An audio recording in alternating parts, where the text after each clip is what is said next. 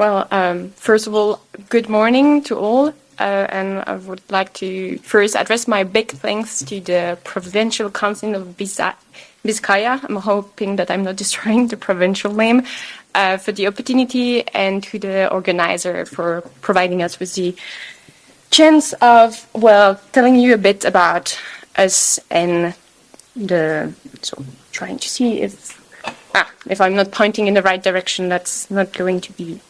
Okay, so that's the topic of my presentation, is really to take you a bit through sustainable forest management. What does it mean, and what does it mean for private forest owner, especially, as Leire mentioned. So my name is Helen Koch. I am policy advisor for CEPF. But first of all, so CEPF, well, that explains it's the Confederation of European Forest Owners. And when we say private ownership, for us at the moment, so we have 20 member state country with associated member, and here we don't see as clearly USE, but we do collaborate on a, I would say, weekly basis. I would not claim to harass Leire on a daily basis, but we do work a lot together, and we get a lot of insight about what's happening here and what are the key concerns for the more southern part of Europe. So private forest ownership, that's just to give you a map-like picture. So you see that the most western you go, the bigger amount you have. So the darker the color, the highest is the share of private forest, privately owned forest. This is clearly and easily explained by a historical reason. You know that the more you go to the east, the more you go to a post-Soviet area and all that goes with it. So that's just to give you a clear picture, but I'm moving away to maps because that's the people I represent. I'm not representing the map you just saw. I'm representing people that own and manage forests, people that want to transmit those forests to their next generation, to their children, to their grandchildren, that got them from their grandfather and grandmother. There is really this generational system. There is passing on the knowledge, but passing on this heritage that you took care and that you benefit. Because as you all know, forests are long-term, so you harvest what your grandparents or great-great-grandparents prepared for you, and you are going to prepare for the future generation. So, and in terms of numbers, so in the EU, we have around 15 million forest owners, and in terms of the forest area within the EU, 60% it's privately owned. So that's still quite a big amount of people, and if you put the numbers together, you can also get that most of those property are not huge. We're speaking mostly about small-scale family forest.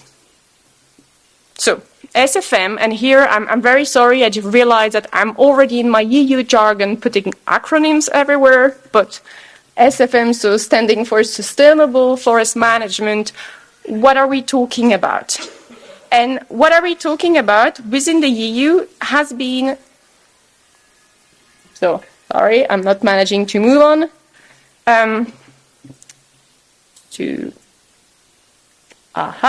So, what do we mean? Well, it's a very old concept. You can find, and our German colleagues are very proud that 300 years ago, they are the first ones which have a written proof about sustainable forest management.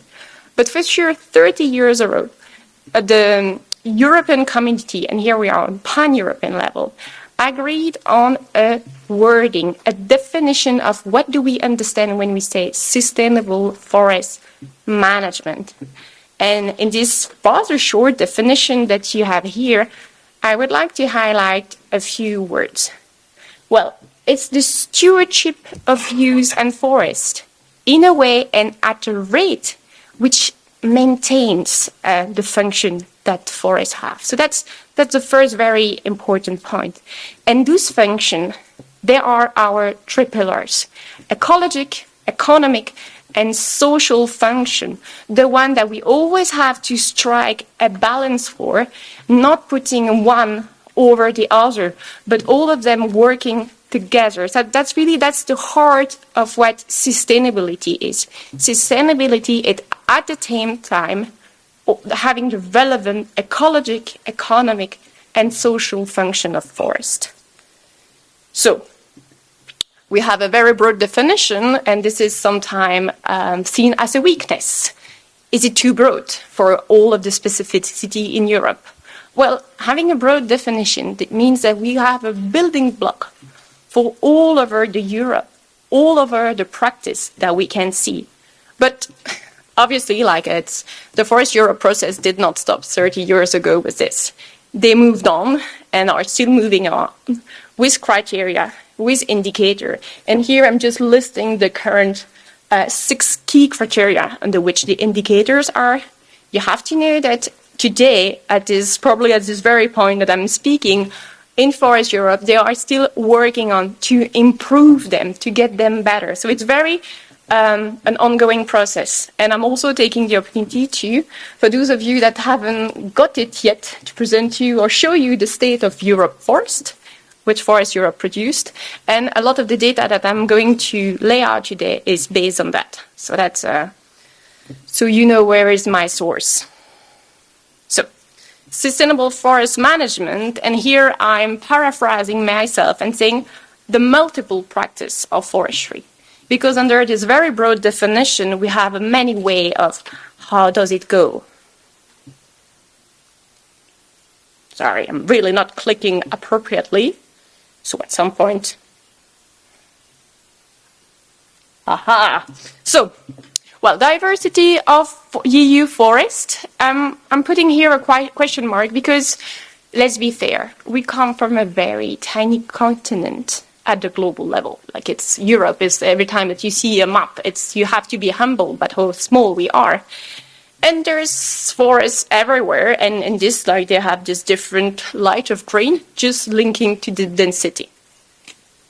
And if we move on, well, no, that's not just a big green spot. That's a lot of very different green spots. And here, for the sake of having something that you could look at, I limited myself to a few pictures. But I could have put so much that it would not have been feasible because of all of the different forests we have. We have a lot of different environment and we have a lot of different society that shaped those forests, that through their history brought a specific type of forest in a specific area. And that's really something that I want all of us to always keep in mind when we're speaking about the EU forest. It's always in plural. You will never have a forest in Europe because they're so different. Sorry, and diversity of forests goes with the diversity of owners. And together, they have found locally suited forest management solution, locally suited diversity of how do we do to make it work in this specific area, in the specific social, economic, and ecological context that you look at. So, oops, well, I jumped too fast, but you still have my picture on your right-hand side. So, thank you so much. I'm very grateful. So here is just, again, I took 4. I could have taken hundreds. But just to show you, like, depending on where you are, you see something different. You have, well, something which is very well known to you, the cork oak. But then on the other hand, you will have alpine Austria, where you use cable line to get your timber out. You will have area where the focus is water. And you have a lot of practice, including regeneration and ploughing and so on, to keep on your forest, like keep the circle going after that your harvesting took place. So, a lot of EU forests, very different, in the hand of very different owners, each of them with their own objective. And this is really something that from the private side of the discussion that we bring is the diversity, because really depending on who you are and what are your goals, what are your own interests, you shape something different. And that's the diversity that we're bringing. And in this, well, we are also like providing locally and sustainably sourced raw material. And like really like here, it's this notion of a circular bioeconomy, which is locally sourced, is very vital to address global challenge, but also to maintain vital rural area and to try to fight as much as possible land abandonment. You cannot expect people to remain in very remote area with very poor condition of living. It's through this sustainably circular bioeconomy that we can really incentivize and motivate people to stay. So, but it's just me saying, and here, like, I'm going to take somebody who is not me, so that's Forest Europe, just to tell you a few recent results of, okay, sustainable forest management at the European level, does it deliver? Well, forest area is increasing at the 9%, that's more or less the size of Portugal that we have gained. There is the volume of wood and the amount of carbon which is increasing just because we are harvesting less than what is growing. We're still at the same time, so at the same time as this carbon sink in forest grows, we have been able to increase the amount of wood supply that would put on the market. And not only with an economic focus, the area designated for biodiversity have increased. We have more and more genetic conservation units. So it's really, so far, a success story. But, well, you know, let's acknowledge the elephant in the room. We are facing unprecedented challenge. And the picture I've shown is too familiar to most of us. This is something that you don't want to see. And, you know, you'll see it again, and you'll see it worse. So that's really something that we have to be ready to acknowledge and to face. Sorry, like I'm very relying on the technician. So challenging time ahead, and it's again, like it's not me who's saying it, it's really like it's, so here I went to the IPCC, climate change, about impact adaptation and vulnerability. And, you know, if you start at the beginning of the sentence, it's not too bad for us. We have productivity gain that will come. Well, you know, it's going to be nicer weather, at least mostly for more our northern colleague. But still, the extreme event that we're going to face, the extreme challenge, aren't really going to tackle that in not of the nicest way. And here, that's also like really purely for illustration, although the scientific article is very interesting. But just to show you, those are different projections of the future. You know that we speak about futures in plural, depending on which one we will land on. But just look at the color, look at anywhere which is familiar to you, and look at the color shift. In a very short future, our ecosystem or the environmental condition will change, and it will change faster than it was ever experienced, and too fast for forests, which are slow and long-term. So that really shows the need of adaptation and the need to support our forest. So, yeah, well, as I've said, we are facing a challenge. We are growing large-scale forest disturbance, natural disaster, new pests, new disease, and in the region know too well that, you know, disease can just wipe out some of our forest. And that also impacts the other side in the socio-economic aspect. You have the forest enterprise, which might be at risk, the forest enterprise that relies on a very needed forest management, which is going to prevent as much as possible that we see more of those burned landscape. So what do we do? Well, to be fair, for my way ahead, I'm going, in fact, to take you back. I'm going to take you back to this notion of sustainable forest management, because the system being broad enough, the definition is still valid today and for the future. And there is so many different practices, so many different locally suited practices that this can take us forward. But we need to be in an enabling policy situation that we can choose at every local level the best suited solution. And for that, and in addition to the several very practice-oriented speakers that we will have after, I would like to recommend you for, some evening YouTube school. Well, maybe try something different. And we have 14 forest owners in Europe that are telling you their stories. So it's not something which was strict. We just ask them, please do go in your forest and tell us. Tell us what you do, why do you do it, and what you're looking for. And really what came out at the heart of that is that taking care of their forest means taking care of our future to all, but in a very different and locally suited manner. So, to conclude, well, private forest owners in Europe are not a homogeneous group. Many forest owners. But at the end of the day, we all have this common goal of keeping our forests healthy, resilient, and delivering on all of the ecosystem services for today and for the future. And we have climate change in the view, that's for sure.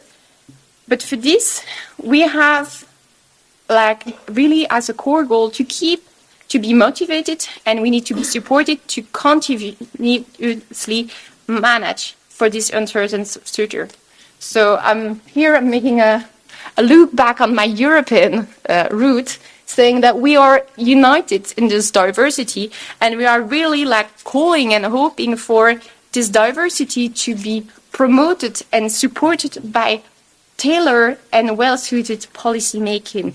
That it matters, this diversity matters, and if we want to use this diversity, use the motivation of those forest owners, we need to work with and not against. We need to work together for that in the frame of sustainable forest management. Thank you. Okay.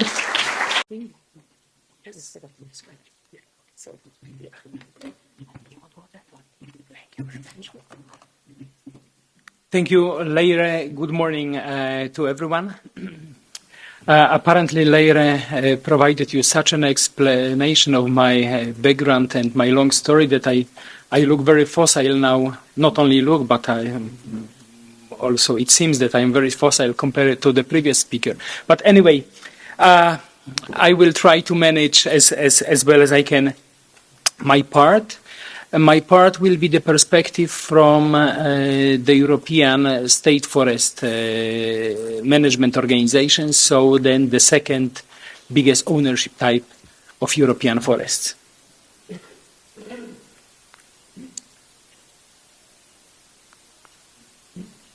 Yes, so then please allow me to start with our perspective of what the sustainable and multifunctional forestry means for European state forestry. To start with explanation or actually showing what happened to the resource over the last more than 100 of years today. And then we strongly believe that this is the result of the commitment and involvement of forest professionals in their daily work in the resource they are responsible for. So Ellen already provided you with a lot of statistical information from the Forest Europe State of Europe's Forest Report. This is on what you can see on the right side, just a confirmation that over the last 30 years the resource has grown significantly.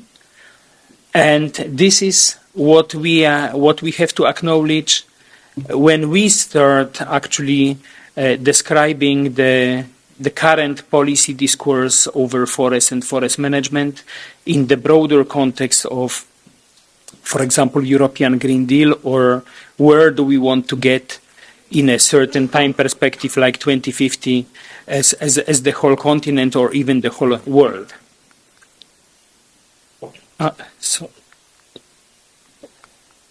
Sorry, apparently I pushed something. Public forestry in the European Union. As you can see, this actually complements the previous presentation because then public forestry is the remaining 40% of the resource.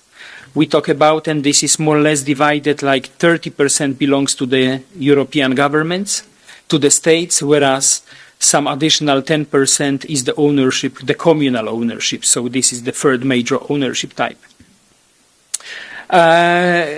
Ellen told you and referred actually to the historical reasons, so this is only like a confirmation that, of course, the distribution of the forest ownership is not like equal in every angle of the continent. However, this is due to the historical reasons which determined also how the sector has been organized.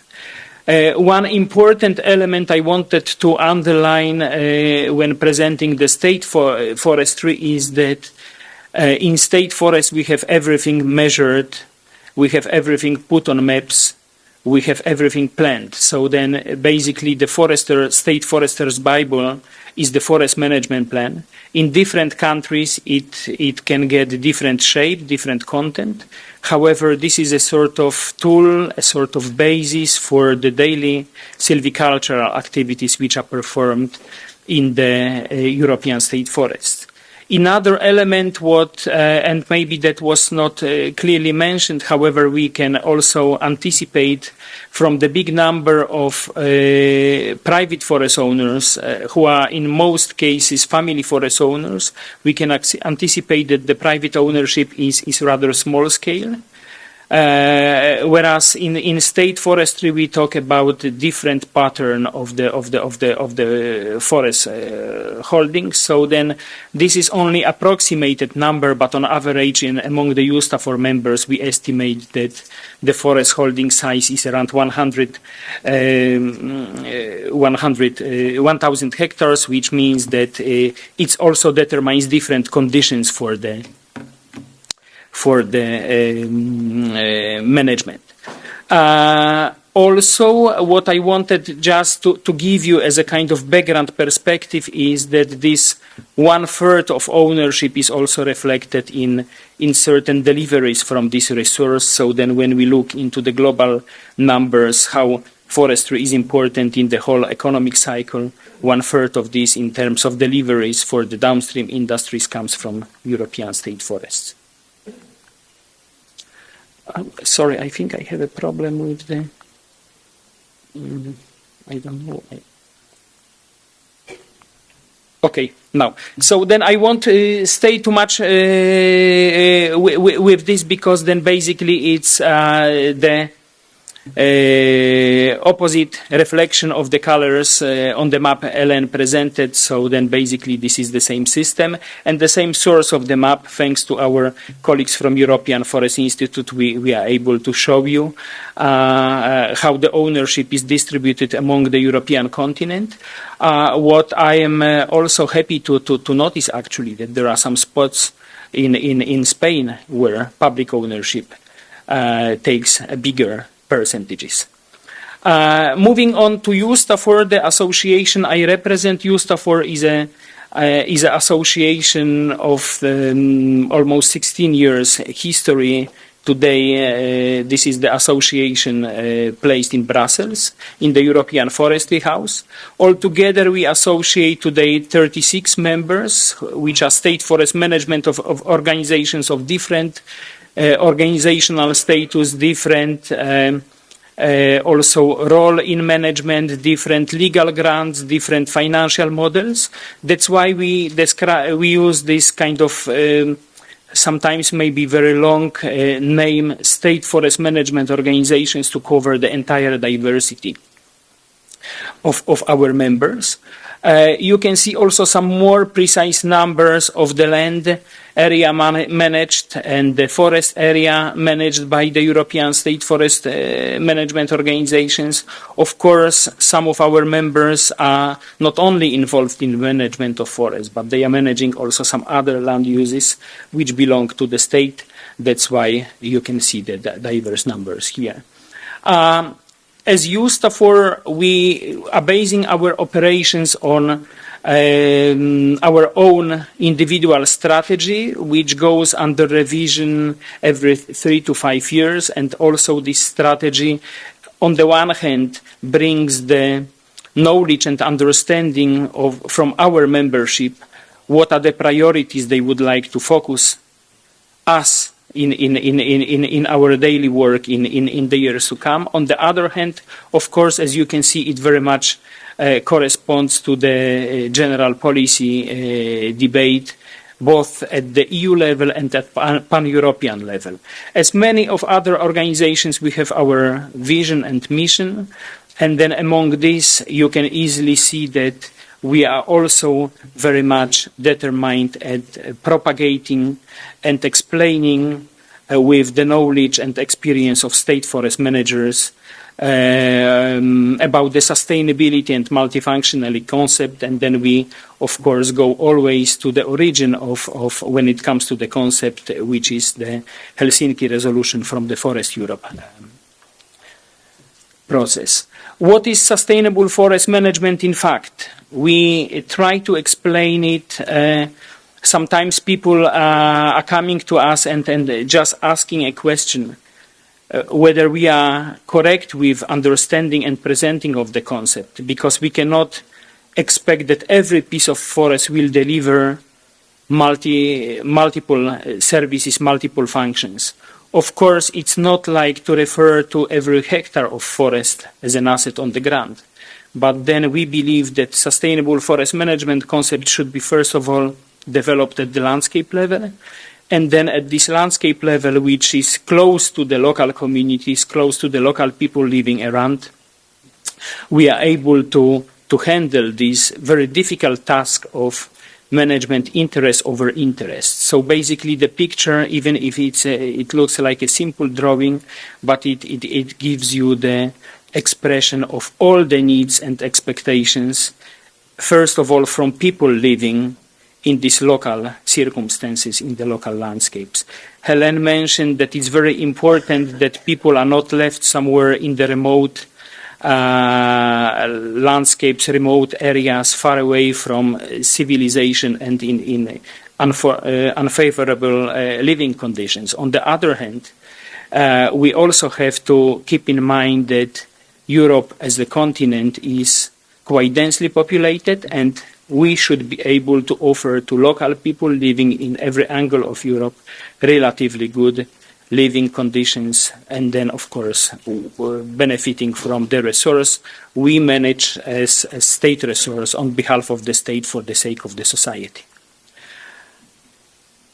Moving on, this explains a little bit the concept of sustainability more in wording, how we do see the role of state forestry. Of course, it corresponds to the overall scheme and overall concept of sustainable forest management.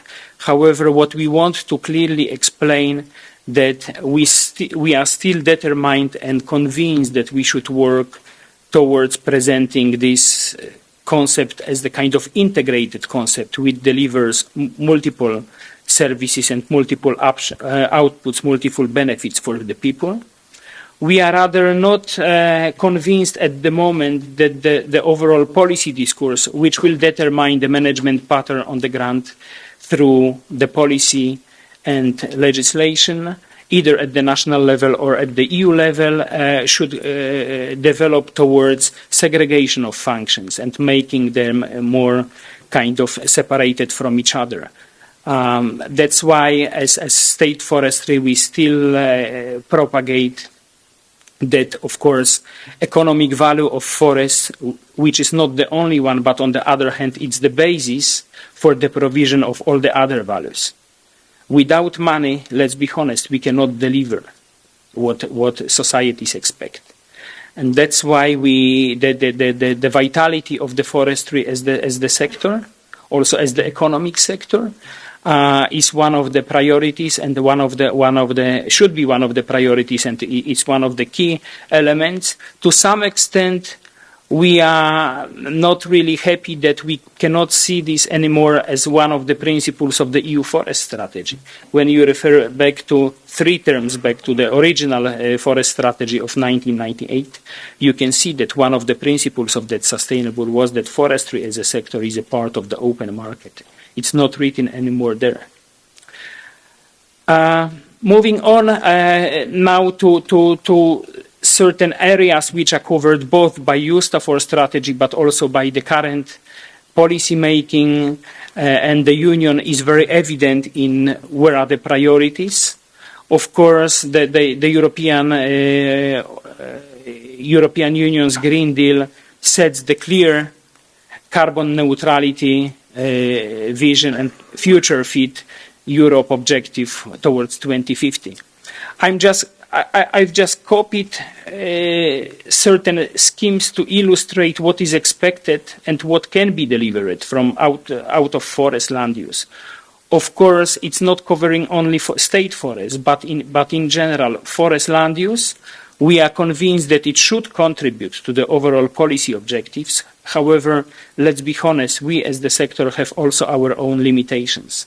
When you can see on the scheme, when you can look at the scheme on the left side, it's from the staff working document prepared by the Commission for the recent review of the LULUCF regulation. You can see that below the axis 0 in 2050, the carbon sink, it's not well visible because of the proportions, but in addition to all the reductions from almost all economic sectors, there will be certain emission which cannot be reduced anymore. And then to reach this carbon neutrality 2050, you can see that forestry, that the land use sector, land use change and forestry is expected to offset these unreducible emissions. But what does this mean for the land use sector itself? It means that compared to the situation of today, the carbon sink should increase by almost 100%. And then the question remains how to reach it. We know, of course, what's going on in the whole debate. Now it's in trialogue. Luckily, at least to our understanding, the non-CO2 related emissions from agriculture have been not immediately or are not going to be immediately included into the sector, creating the new AFOLU sector. However, it may come in a certain time perspective. What to do? Who should offset within the sole LULUCF sector these emissions? Of course, we know that forestry as the land use is the one to offset this. And how to reach this objective, which is very ambitious within the 28 years from now. 28 years in forestry is a very short period. You know this even better than I do.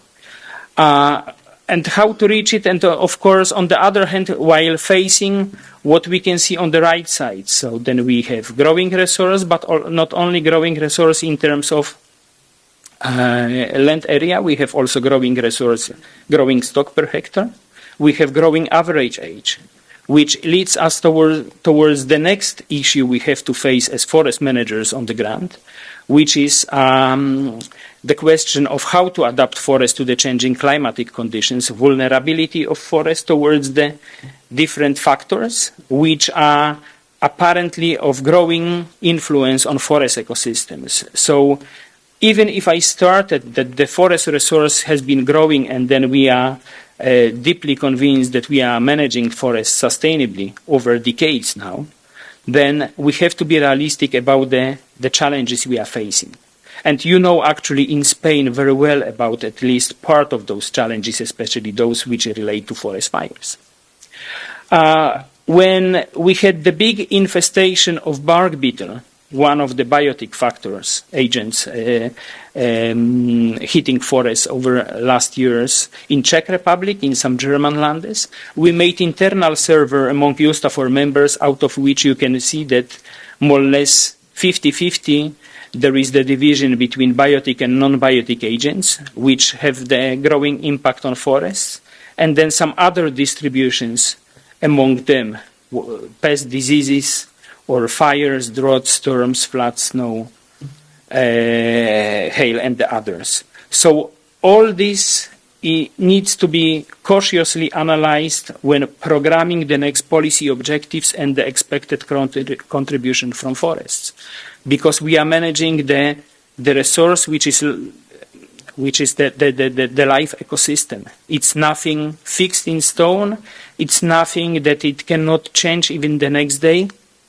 That's why we have to be really learning from the past, but also refer to the science, refers to statistics, refers to the scientifically sound models, and follow the observations, what's the evolution of certain parameters which will have very important impacts on forests. When it comes to the experience learned, following basically our survey, we also collected some best practices on forest for forestry measures related to climate mitigation and adaptation. This is compiled from all Eustafor members. It's available on Eustafor website, where we present a diversity of solutions which are practiced every day by our specialists, forest managers, to keep forests as healthy, as resilient as possible, and as durable as possible for the decades to come. Another important element I mentioned already when describing sustainability. It's not only, forestry is not only managing the ecosystems for ecosystem services, for example, or for biodiversity features or for others. Forestry needs also to fit into the entire economic cycle and economic system, and now actually we are in time of a certain evolution of the system from fossil-based in the past to bio-based in the future.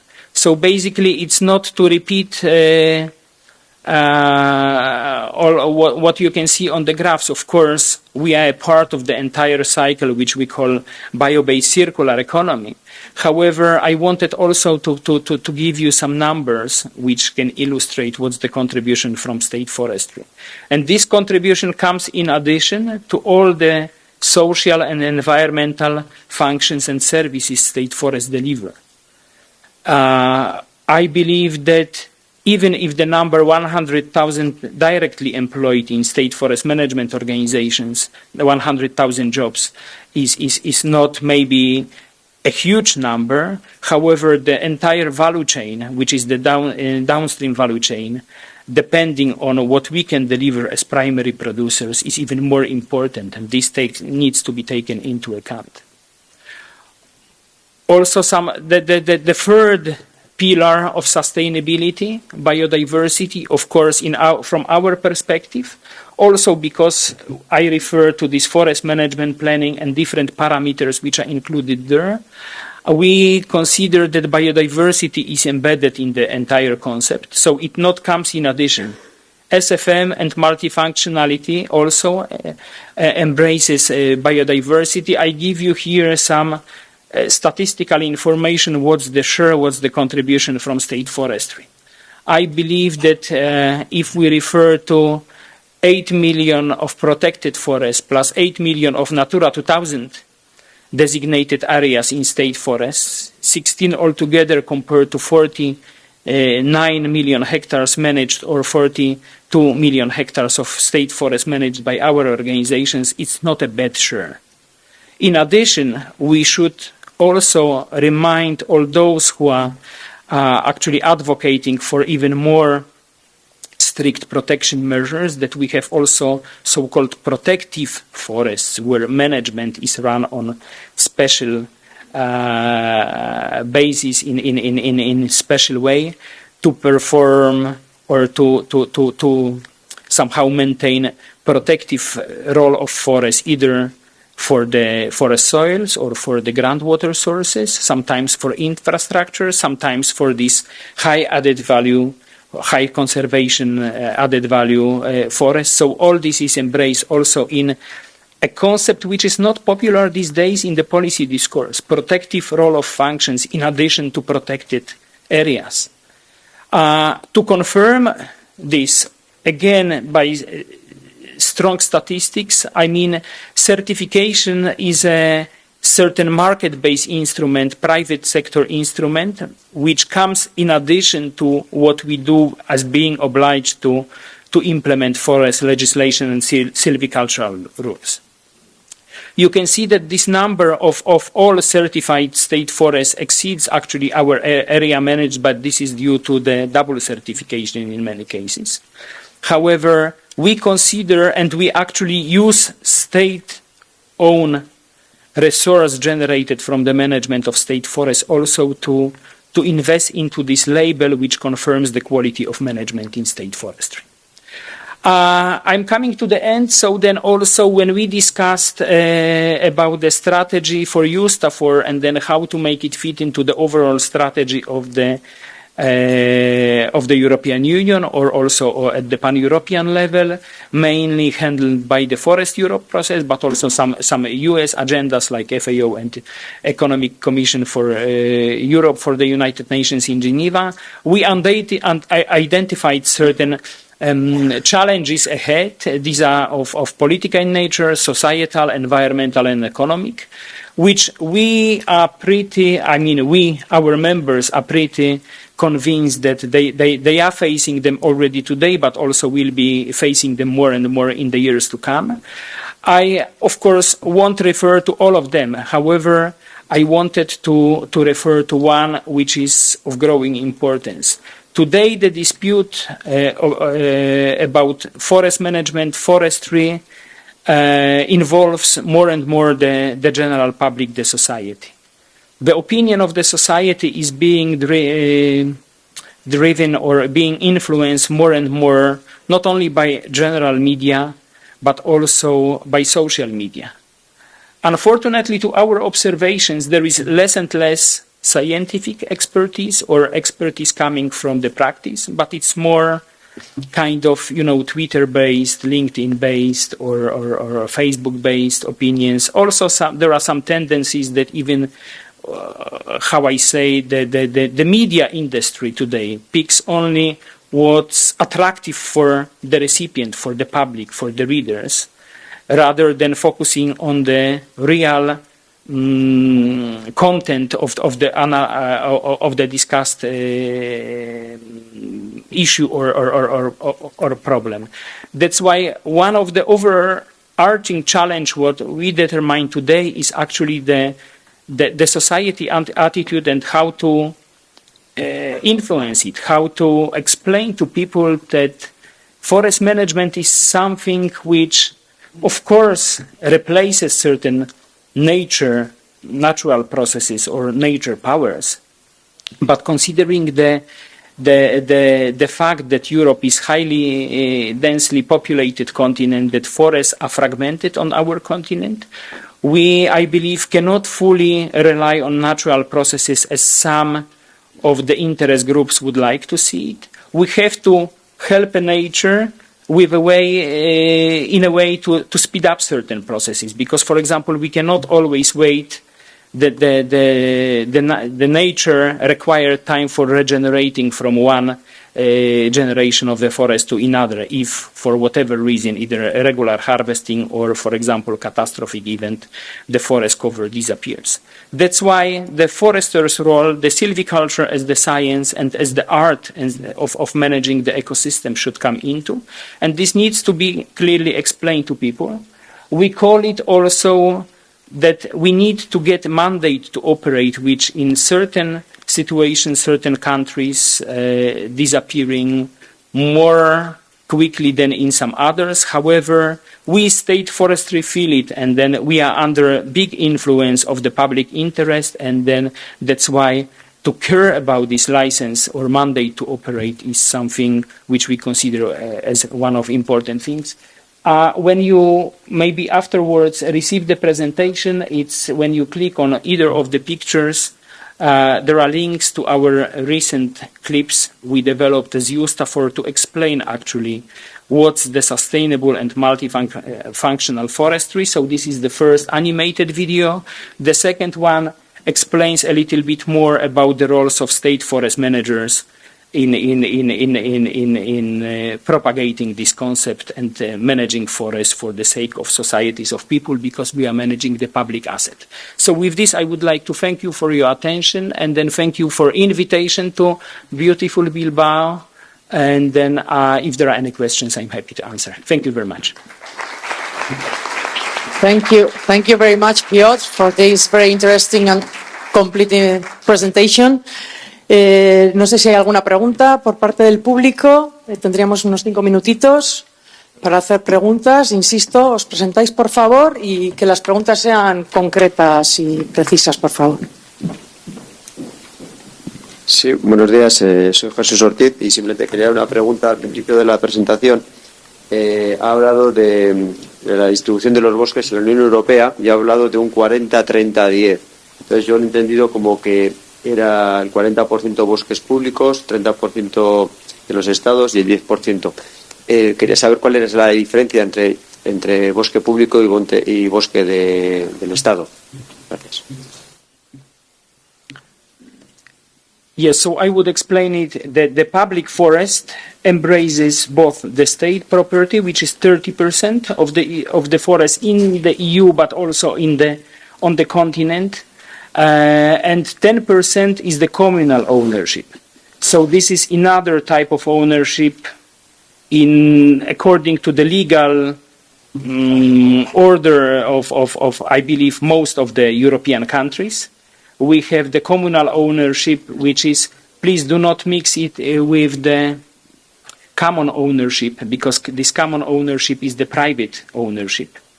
But when it's not divided into parcels which belongs to individual people, and then we have some spots in Europe of this common ownership, but communal ownership is more or less like related to local authorities when you have the local elections for the local authorities, communes, yes, cities in the villages. So, and there is a separate organization, separate association, which exists, FECOF, which represents the communal ownership. It's managed jointly by colleagues from Germany and France, and they have the postal address in the European Forestry House in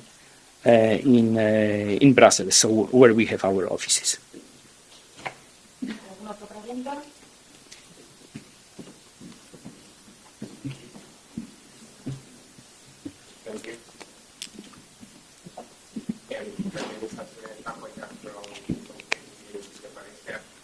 My question is, you can give one slide type of biodiversity is related in kind of forest management. I agree, of course, that the biodiversity, but many other that the team,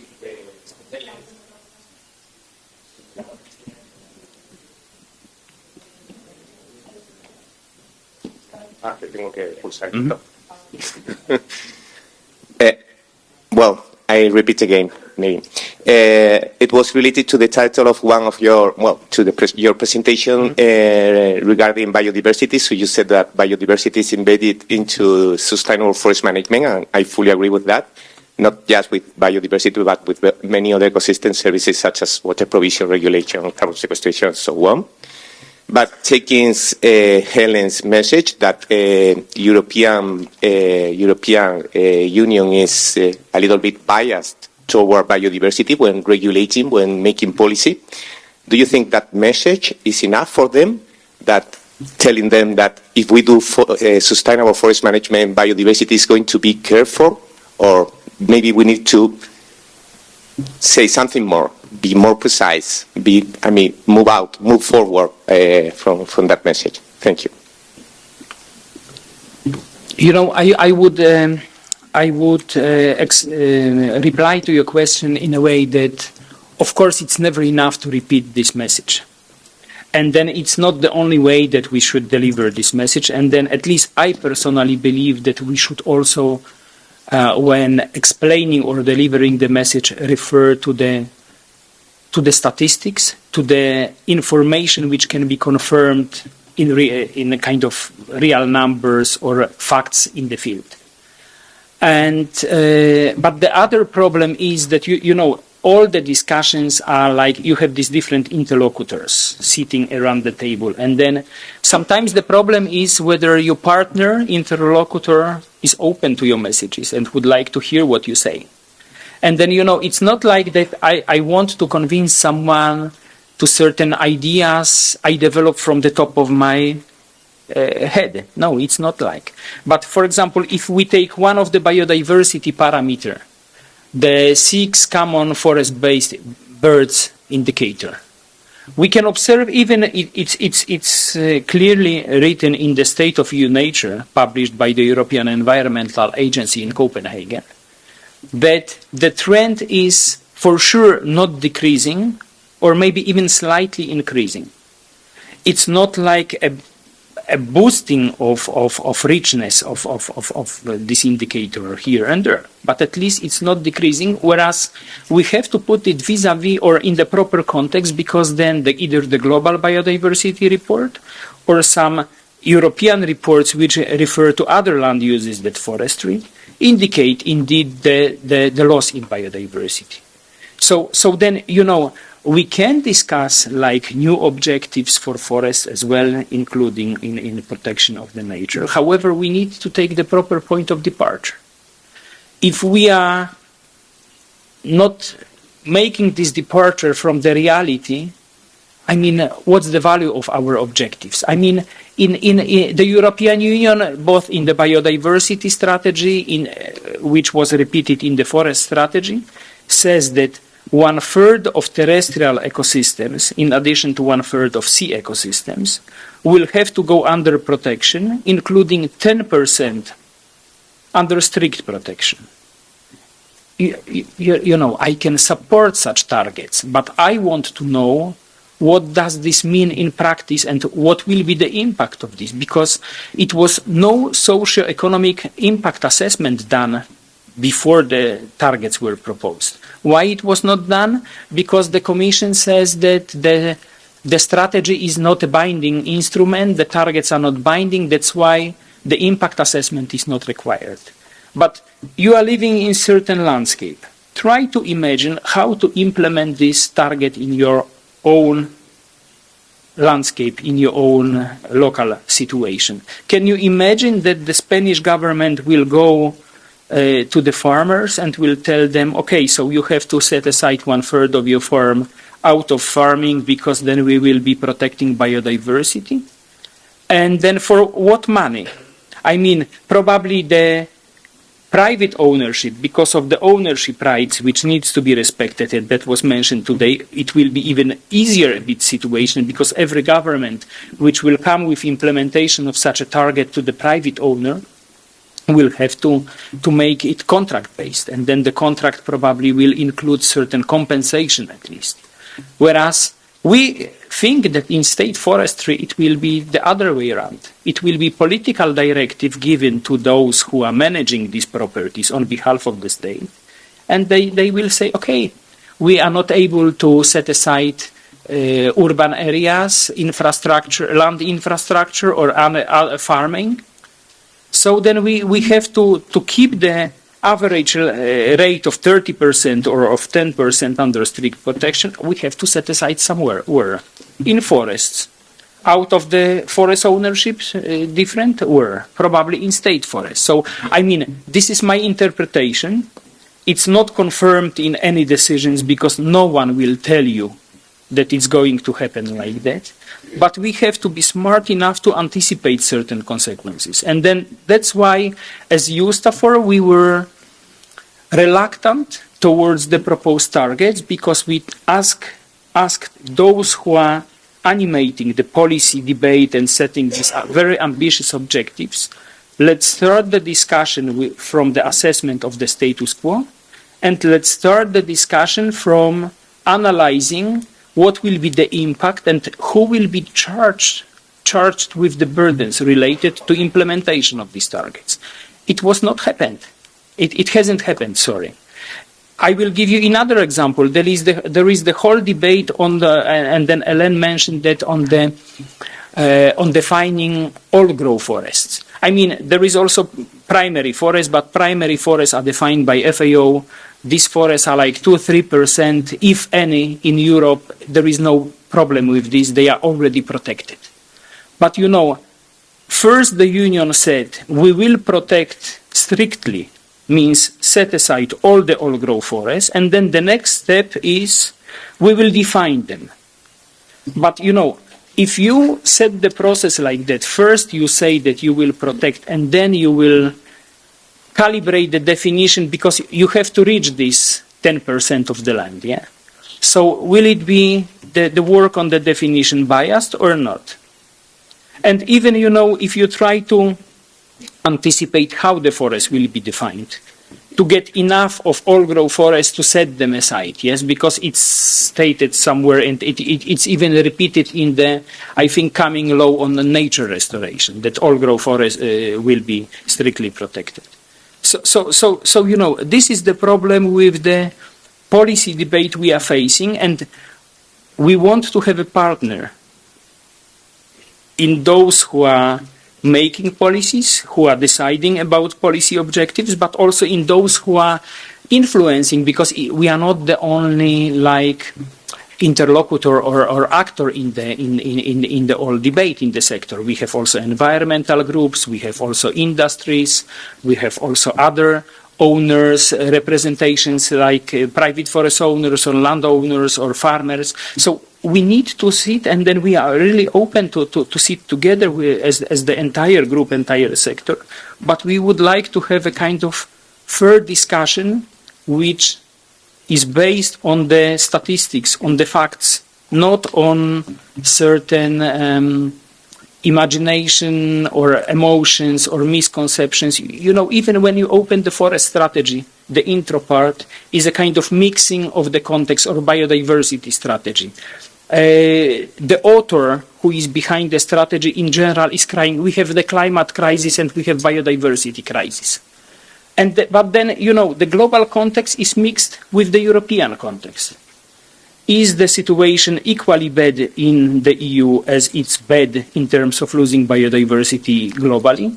I would like to know this, but I cannot read this from the documents which are presented as this is the fixed text on paper or electronic today, which is then subject of certain political decisions in the council, in the parliament. So it's fixed, yeah. So that's why I think that sometimes we are hitting the wall with our head when demanding the right arguments and then the reasoning in the discussion. Bueno, somos conscientes de que el tema es muy interesante, tenemos todos mucho que decir y eso, pero bueno, por temas de tiempo sí que os pido que las preguntas sean concisas y las respuestas también intentar que luego tenemos tiempo de café, de comida, todos juntos, y es el momento también de poder hablar los unos con los otros, o sea que sí que os pediría más brevedad. Y hay una última pregunta que esperemos que los dos seáis breves y podamos seguir con ello. ¿Vale? Muchas gracias. Bueno, lo intentaré. Me ha parecido muy interesante, muchas gracias por la presentación, me ha parecido muy interesante que se ha referido a la certificación y ha mencionado que hay 43,6 millones de hectáreas certificadas, 19 de ellas por FSC, 23,6 por PEF. Y entonces mi pregunta es la siguiente. Mi pregunta es, ¿cuánto es el porcentaje del total de hectáreas que tienen los estados en superficie forestal? ¿Cuánto está certificado? La segunda pregunta sería si hay intención de certificar la totalidad de la superficie forestal de los estados. Y por último, la tendencia esa a la doble certificación, que me parece muy interesante porque hay digamos, de alguna forma, hay sensibilidades variadas con el tema de la certificación y hay muchas superficies que van a la doble certificación. Muchas gracias. Yes, very quickly, I don't have in my mind now the numbers for particular countries. But then the numbers I presented are for EUSTAFOR members, which means that many of our members are double certified as state forests. And then this is their own or their government's political decision. I think that the distribution across Europe is not equal because at least what rings a bell in my mind now, in France we have like 33% of forests certified, in Italy maybe 9%, whereas for example in Poland you have 100% under PFC and 90% 8 or 7 under FSC. So these are the differences which are different not equally distributed around Europe or the European Union. But then what I would like to say that still forest certification, since this is the label which we purchase, in fact. Yes, it's not only to comply with the requirements, but we also are financially contributing to get the label, yes? So then it should stay in, I believe, as a kind of market-based private tool, means also voluntary decision of the forest manager whether he needs or wants it or not. It's also a kind of part of the discourse between the suppliers and those who buy raw material on the market. So it's a kind of interaction between forest managers and forest industries. But then I don't have any other answer for you at the moment, but I believe that as long as this stays as a voluntary system, we are in good situation. If it's imposed by any piece of legislation, either from the EU or from the national level, it changes the nature of forest certification as we know today, and then it will require some probably adjustments of the system. Thank you. Muchísimas gracias, Piotr. Y bueno, vamos a seguir con la agenda, que ya vemos que está muy interesante y todos tenemos muchas ganas de hablar, pero bueno, hay que avanzar. El siguiente ponente es Andreas Czuk, que es un investigador senior del Instituto Forestal Europeo. Trabaja en el programa de resiliencia de EFI en Bonn, haciendo énfasis en la gestión forestal integrativa, biodiversidad forestal y perturbaciones forestales. Es una persona muy activa en la interfaz de investigación política práctica y en especial haciendo un especial hincapié en la implementación práctica. Ha estado especialmente comprometido en la constitución o creación de una red de áreas demostrativas en Europa en materia de educación y formación para un amplio grupo de actores y ha sido el principal editor de la publicación Cómo equilibrar el bosque con la conservación de la biodiversidad. Nos va a presentar ahora un estudio que ha hecho el Instituto Forestal Europeo sobre una gestión forestal más cercana a la naturaleza. O sea que le damos la palabra al señor Czuk.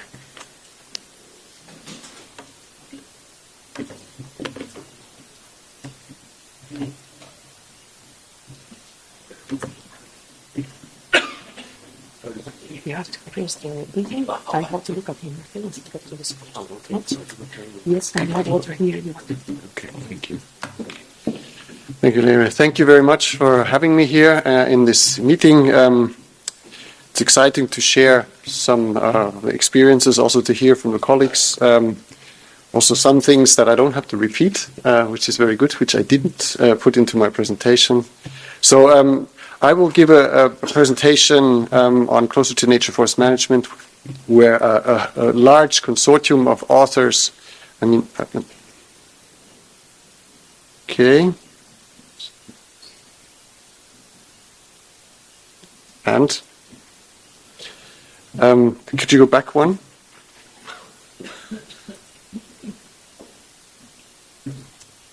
Oops, it's weird. Okay. Yes, we're a large consortium of authors actually put together this study in the framework of this, what we already heard about the European biodiversity strategy, EU biodiversity strategy, where we have these wording in the text like biodiversity-friendly forestry practices, such as closer to nature forestry, should be further developed. Commission will develop guidelines on these closer to nature forest practices. And then this was also taken into the EU forest strategy, where we should set multiple practices to ensure multifunctional forests. What we did here is, this is the process where you see there's a Forest and Nature Working Group, which some of you may be involved, I am not sure.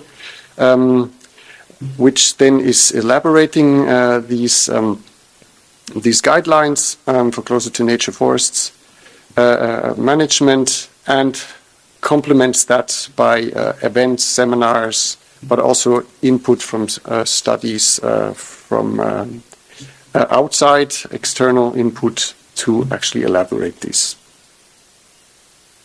So this is then where we have come in this scientific knowledge.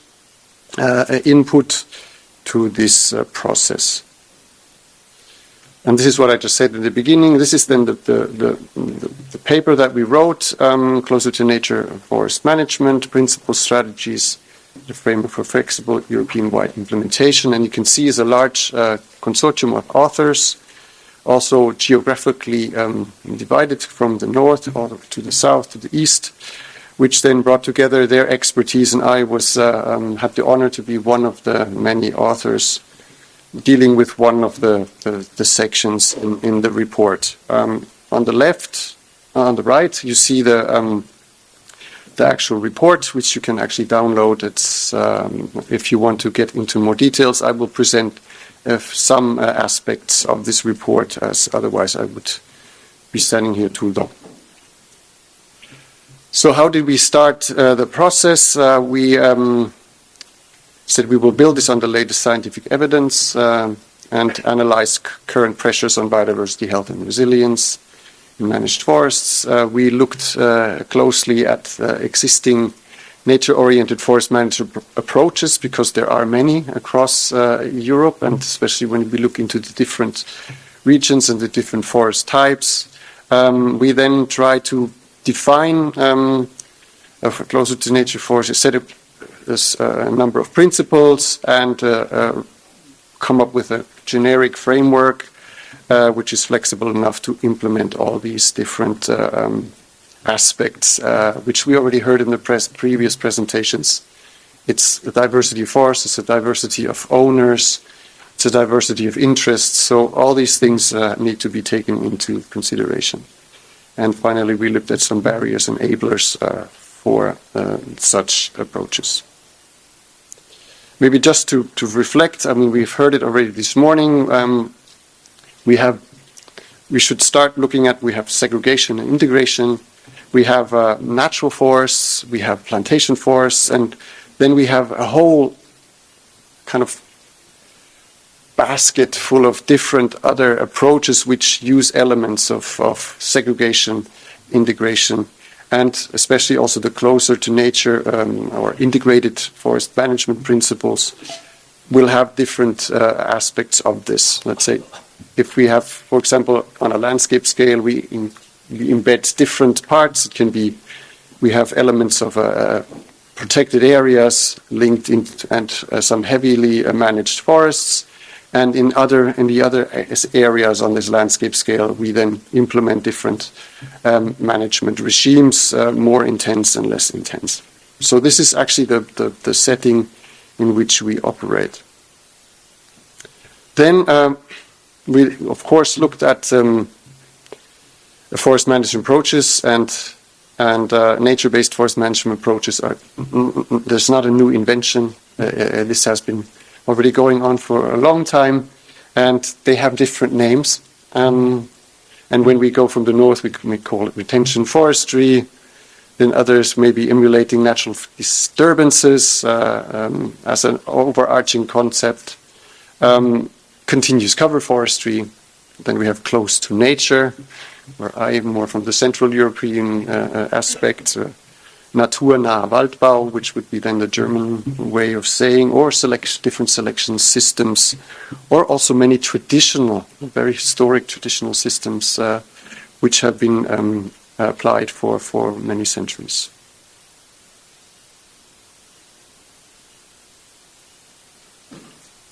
Okay. Yes, and I thought I'd just take another quick loop back to when we look at a natural forest system at different successional stages. Of course, I'm telling you nothing new, but often in managed forests, we might miss some either elements or successional phases in a natural forest development. And as you can see here in this puzzle piece, we operate mainly in this brown box, usually in a managed forest. So the very old and the late development stages of stand breakdown and also the very young successional stages are often not very not so present in many of the management systems. So I think when we look at closer to nature, I took here a few examples from more Central European aspect. Is trying to embed, where we see the little yellow boxes, trying to embed some of these elements that we may miss as a successional stage into our overall management. There we can see some, dead wood or dying trees or some gap dynamics that we have in our stand. So this then starts including some of these early and late development phases into our management regimes. Another one that I already mentioned was this emulating natural disturbance regimes. So here then we kind of mimic certain phases or processes within in a natural forest, so that regeneration, after regeneration we leave some dead wood and so on. When it comes to competition, trees die also in natural stands, so we do some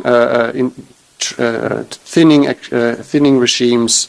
So in more mature forests we allow for some gap dynamics that are typical for natural disturbance events, and also have breakdown phases, as I've shown already in the previous picture. And then we have very traditional forest tree management systems.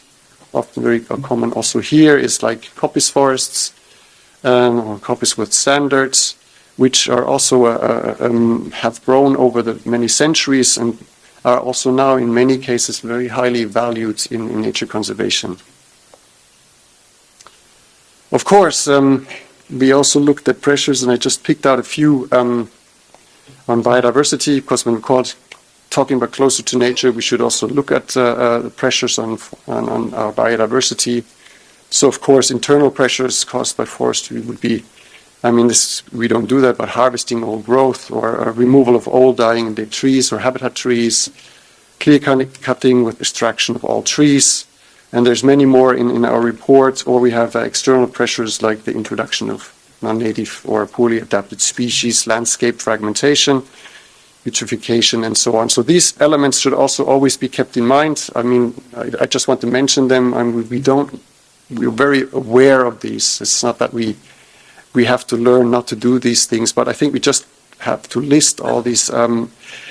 It's also to make ourselves aware where are the pressures coming from, and of course we have new pressures, as we have heard already in previous presentations now, with climate effects of forest fires, drought.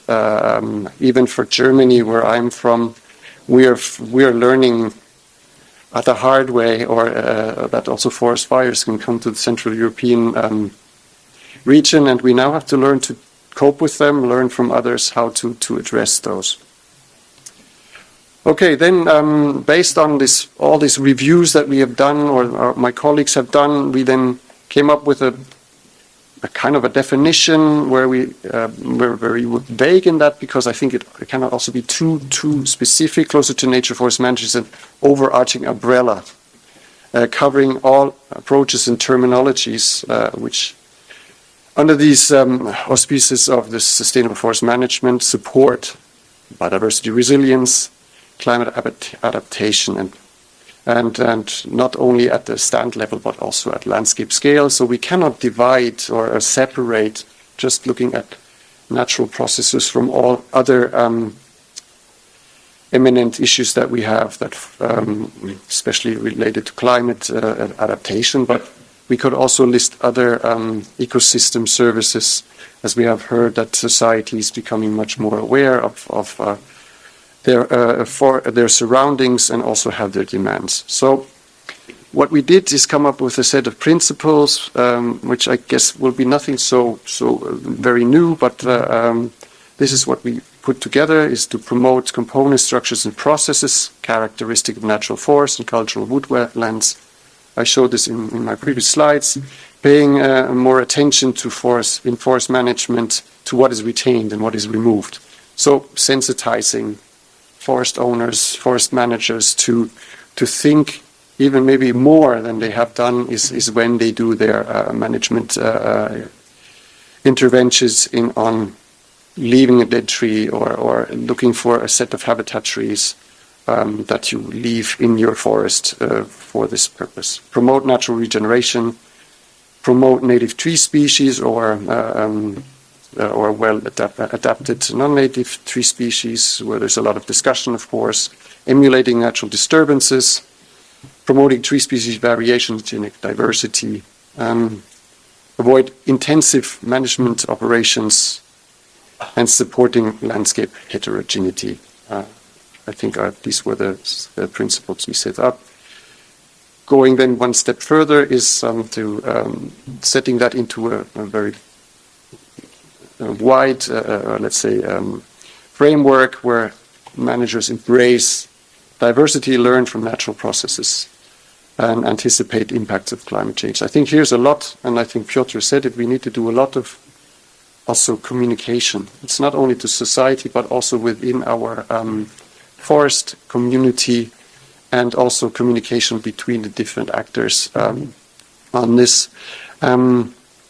Planning is essential, of course. We heard that, management plans and building a long-term vision based on the situation that we have. Consultation with stakeholders, and the last two I would like to then go a bit into more detail is management approaches should keep that in mind, reflect regional, ecological, economic, social and cultural variations across the European continent. And also learning and training is the key, and this is of course also something that I'm working in, so that's why I would like to just present one approach that we have been implementing quite successfully. Maybe just before I go to that, I'm not going into detail, but just to see that we have come up with some implementation guidelines. Also in the report, where we have like a development, a plan, implement the plan, evaluate the outcomes, monitor and adjust. And there we have a whole set of different checklists that would be important in order to come from the start to also a monitoring and adjusting of management implementation.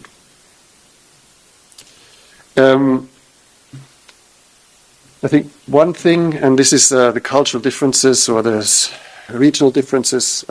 My colleagues, I was also one of the editors of this book, How to Balance Forestry and Biodiversity Conservation Across Europe. It looks very thin, but it's actually a book of 500-600 pages and very heavy, so I didn't bring one. But it's also online, as you can see. There's the link, you can download it freely. And we have 32, besides some scientific articles in going into biodiversity conservation and forestry, setting the scene. We have 32 case studies across 19 European countries, which present their management approaches and on an integrative, in an integrative way, trying to meet the needs and requirements of the different stakeholders and also of the forest owners. And I think that has been a very valuable exercise to see how diverse our continent is, not only in terms of ownership, but also on the way how forests are managed and for which aims. And I will just go into two examples. One forest enterprise in Germany, it's in Bavaria, Biberach, which they present themselves in 15 pages or so, their enterprise. And in this case, as you can see, the statement here of the enterprise is reconciling biodiversity conservation and timber production. There's some data. I mean, most important for now is maybe that you have about 16,000 hectares are managed. 1,200 hectares are set aside in this, and the rest is timber production. So what they do in this forest is they now implement this a concept of including strictly protected areas, which is this nature reserves. Then what they call Trittsteine or stepping stones, in which are not protected but move, meaning that different species can move from one protected area to the next, and over the whole area have 10 habitat trees per hectare. in general. So that's quite a large amount. And then they actually did an interesting economic evaluation also, where you can see on the right also the numbers. There's and they look at not being able to use that area. And in the end, this enterprise will have we first call it a loss of 1 million euros per year, but also has gains. It means that harvest costs are going down because the crowns are left in the forest. Through the increase of dead wood, also soil fertility increases, water capacity is increased, especially in dry seasons. Also, and due to not working in crowns, less accidents by the forest workers. So there's also some benefits coming out which are not now in this calculation. So but just to give you an idea, so this is implemented. This is not just we want to do this. This is being done. But it was quite challenging, and you can imagine, I'm just saying maybe one aspect where the forest enterprise manager said this was hard work, is because there's many people in the villages that get their firewood from the forest. So all of a sudden they leave all the crowns in the forest, which is the main firewood provider, a large beech or so. So to convince them and find options for them to still retain the firewood they need. Another one is from wood from Spain, just very different. I thought I'd take two very different ones from Girona, grazing systems to reduce fire severity. We call them fire flocks, and so they have sheep and also goats in the forest, and you can see like forests that are abandoned. Here in this case, they let sheep go through and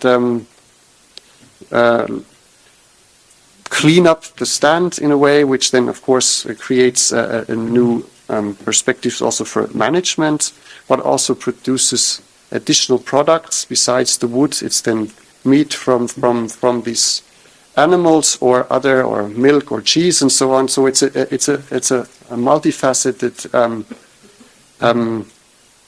outcome of this management, but the mission of is to reduce the wildfire occurring in these forests. So just two examples, very different, but both have a clear aim on integrating different ecosystem services in their management.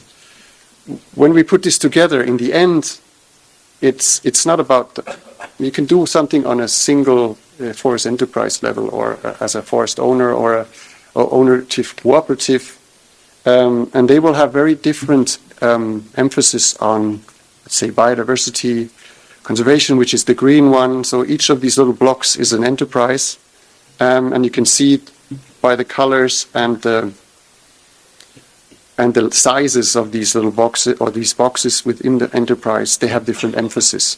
So what is important is the diversity of this. And I think we heard that before in the two presentations, is that we cannot do everything across the whole area. So I think this is very important to keep in mind. And not only that, then we have the light blue area. That is then the area between these forest enterprises. There cannot be open land or trees outside the forest. How do we deal with the connection between our enterprises and these open lands? So now I would just like to say, for me, coming back to education and training, we have a network which is called the Integrate Network. It's where we look at integrative forest management approaches. So this big book that I just presented was one of the outcomes of this process. But we also established, when we have a lot of science, how do we now bring that to the ground? How do we bring that into the implementation? we need some tools. We can, of course, go out as scientists and stand there and explain what we do, and then the forest owner says, nice to know. But what we thought is we need some kind of instrument in how to communicate, and not only with forest managers, but also with other societal groups. And we set up demonstration sites, 1 hectare sites, where we measure all the trees, and they have a volume, they get a price tag, they get a points for as a habitat tree if they, for different structures, which I show here, like cavities or cankers or mushroom consoles and so on. So to sensitize, because our first idea was, of course, biodiversity and management. How can we combine these two? And then we want to explain, okay, this is, of course, high prices. This is in Germany, very high quality oak. You can see we have a certain amount of points in for there was a cavity in the top, but it's very straight, and you can see the one tree is 1,900 euros, the other is 800 euros. If I have to now make a decision as a forest manager, which one do I leave as a habitat tree? They're about the same for that, have the same structures. So if I want to have 10 habitat trees per hectare or 5, then I will not take the one on the left, because this is where I make my money, and this is the same, I have the same effect on nature conservation or biodiversity provision of structures.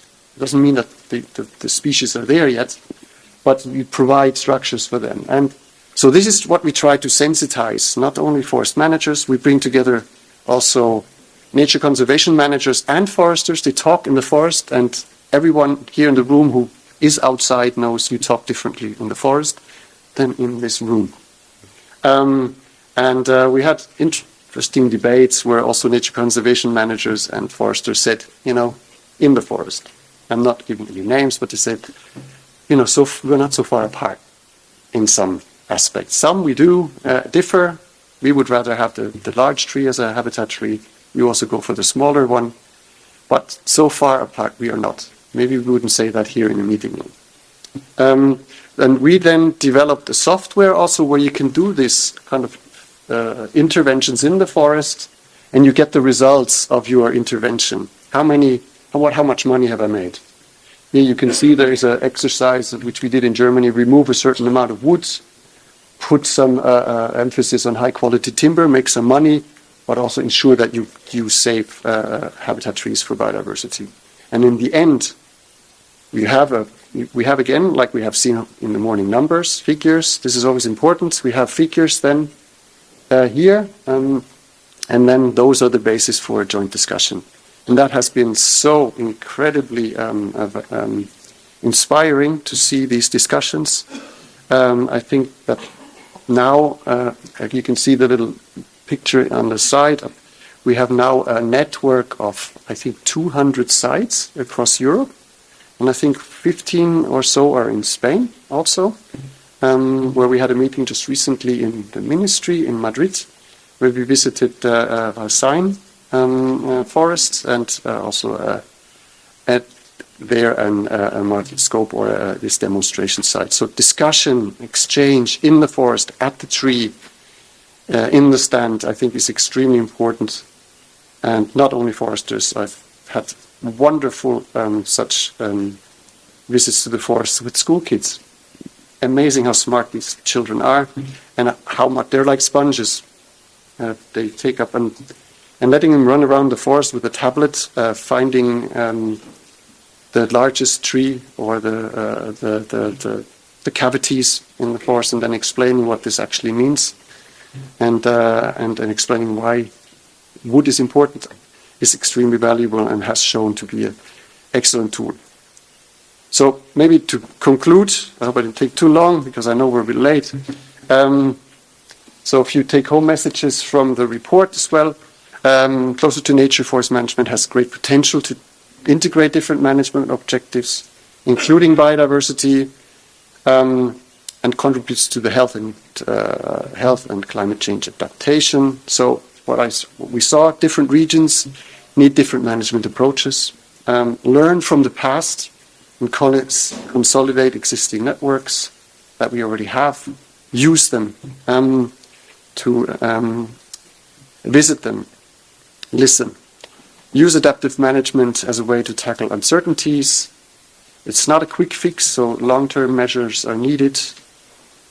Review existing subsidy and taxation regimes for private forest owners. Develop and use novel technologies and tools also for monitoring and training, and collective learning, experimentation, and research are key to kind of go along with this whole political process.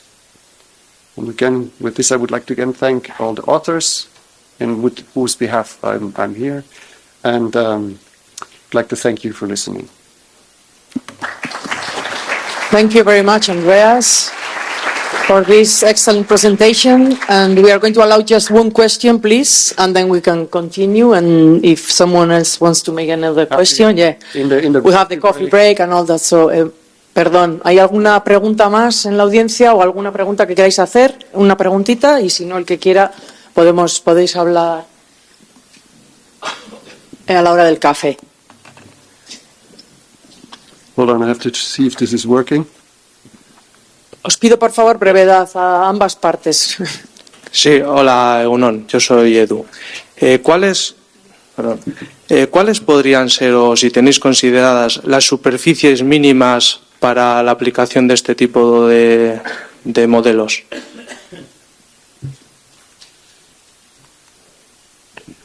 I think that is a difficult question to answer. I think it's not that it will work on 1 hectare, sure. I mean, but you can in any forest you can adapt some of the principles. You can say, if I want, if you are conscious on biodiversity, that if you have a dead tree in your stand, you might want to leave it. Or if you have a wonderful habitat tree in your 2 hectare forest, you might want to leave it. But of course, in general, what I also showed is when we look at an enterprise level, it's even not that every enterprise will be operating in the same way, but also there will be differences. So I wouldn't say there is a delineated area on which you would put this on, but you can take elements into your management that are closer or close to nature. Okay, so do you have a short question, Neil? Or if it's short, you can do it. If not, just 2 minutes. Or you want to ask me later? I can ask later. Okay. Okay. All right. So thank you very much, Andreas. Thank you. Yeah. Oh, yeah. Okay, I've got it here.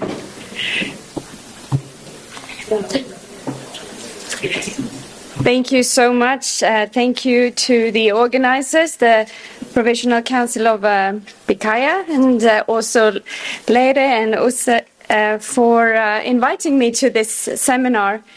And I learned that we do have, this is my first time that I'm visiting the Basque region, and apparently there is a lot of commonalities with Sweden in terms of always serving nice cakes with the coffee. So I really appreciated that, and I hope that this will give you energy now to listen to my presentation. So we've heard a lot about closer to nature forest management, and I'm now going to talk to you about closer to heart forest management, and that is family forestry in the Nordics. Even though this is mainly based on examples from Sweden, this is true also in Finland and Norway, and to certain of course also in Denmark and Iceland as well. But Denmark and Iceland has a little bit different natural situation than the others. So when you fly over Sweden, you will see nothing but trees and water. We are blessed with plentiful forests and deep lakes. And when I flew in here, I noticed that you are also blessed with a lot of forest. And I just learned that in your region you have 64% forest cover, which is not so far from Sweden.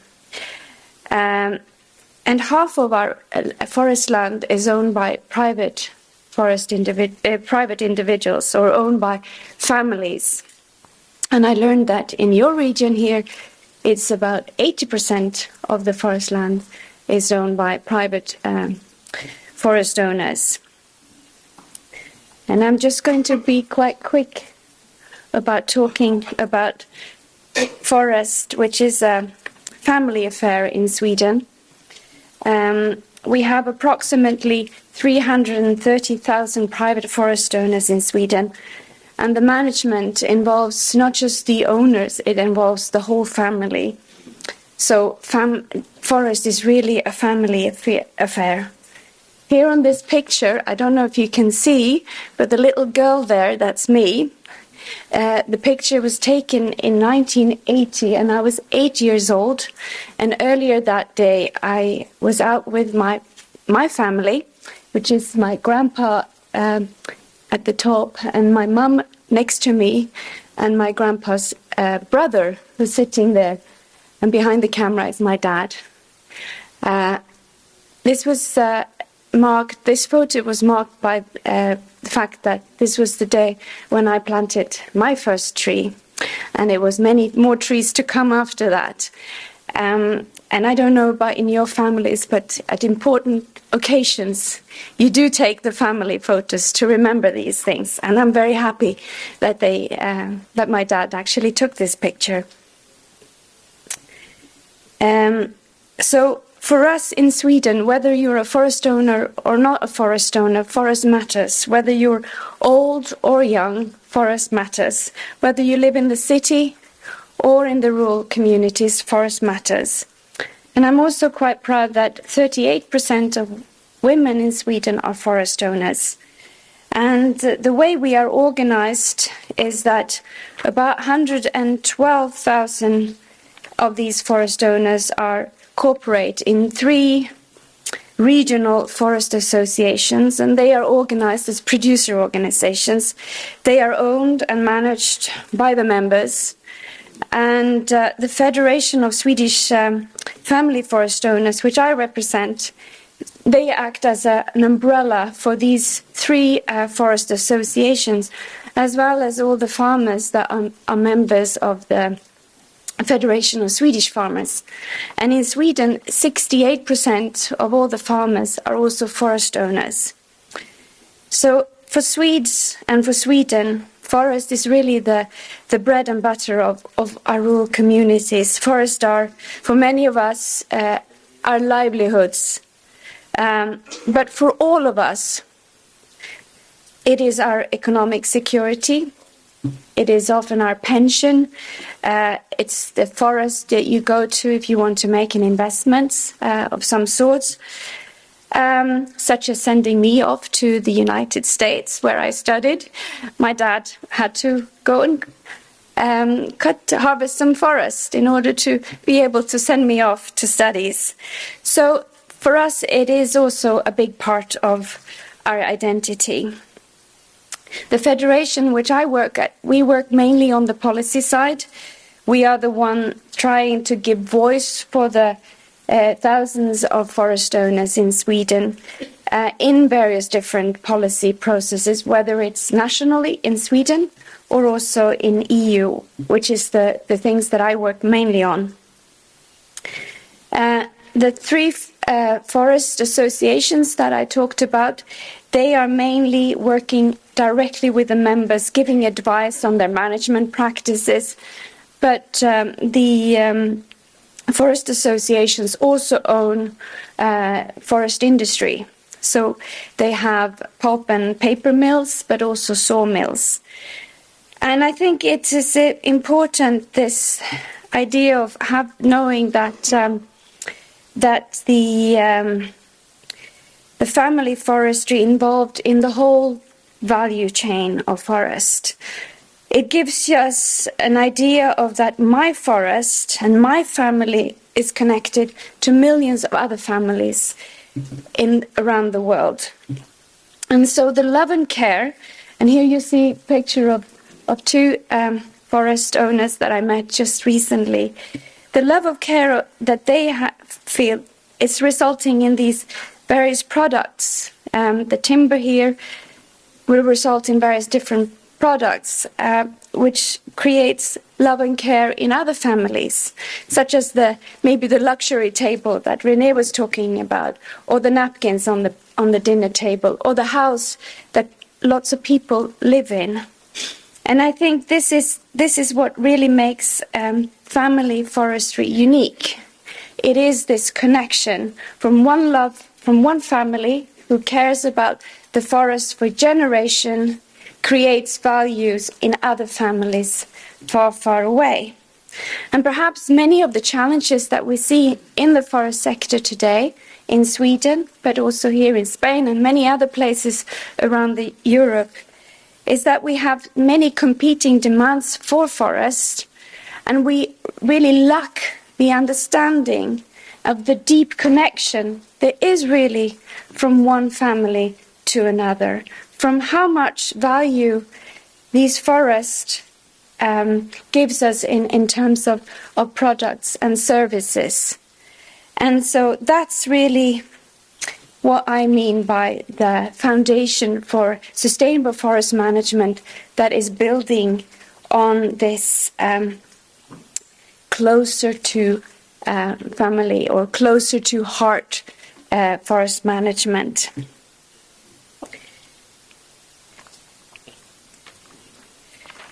I think I actually will skip this in order to make up some of this time, but it is interesting to just note quickly that sustainable forest management is not something new in Sweden. We have been working on this for a very, very long time. And for us, forestry is very much connected to building society. Sweden has built its wealth on our forest.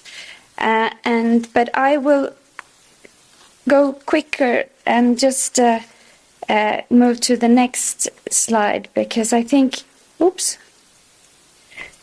this is what we are here for to understand. So in Sweden right now, our forest legislation is building on two equal goals. One goal is related to forest conservation and more environmental aspects, and the other goal, which is equally important, is creating bioeconomy and jobs and more production side. And you know, we have talked now a lot about the closer to nature forest management, but I would like to sort of describe a little bit how we're working on more environmental side and forest conservation as part of our sustainable forest management practices. So most people, family forest owners, they welcome high ambitions on environment, including climate change and biodiversity. In fact, we don't really have problems that Brussels is setting very ambitious targets and goals. The problem that we see is really how to live up to them and execute them, and who has, when it comes to the management side.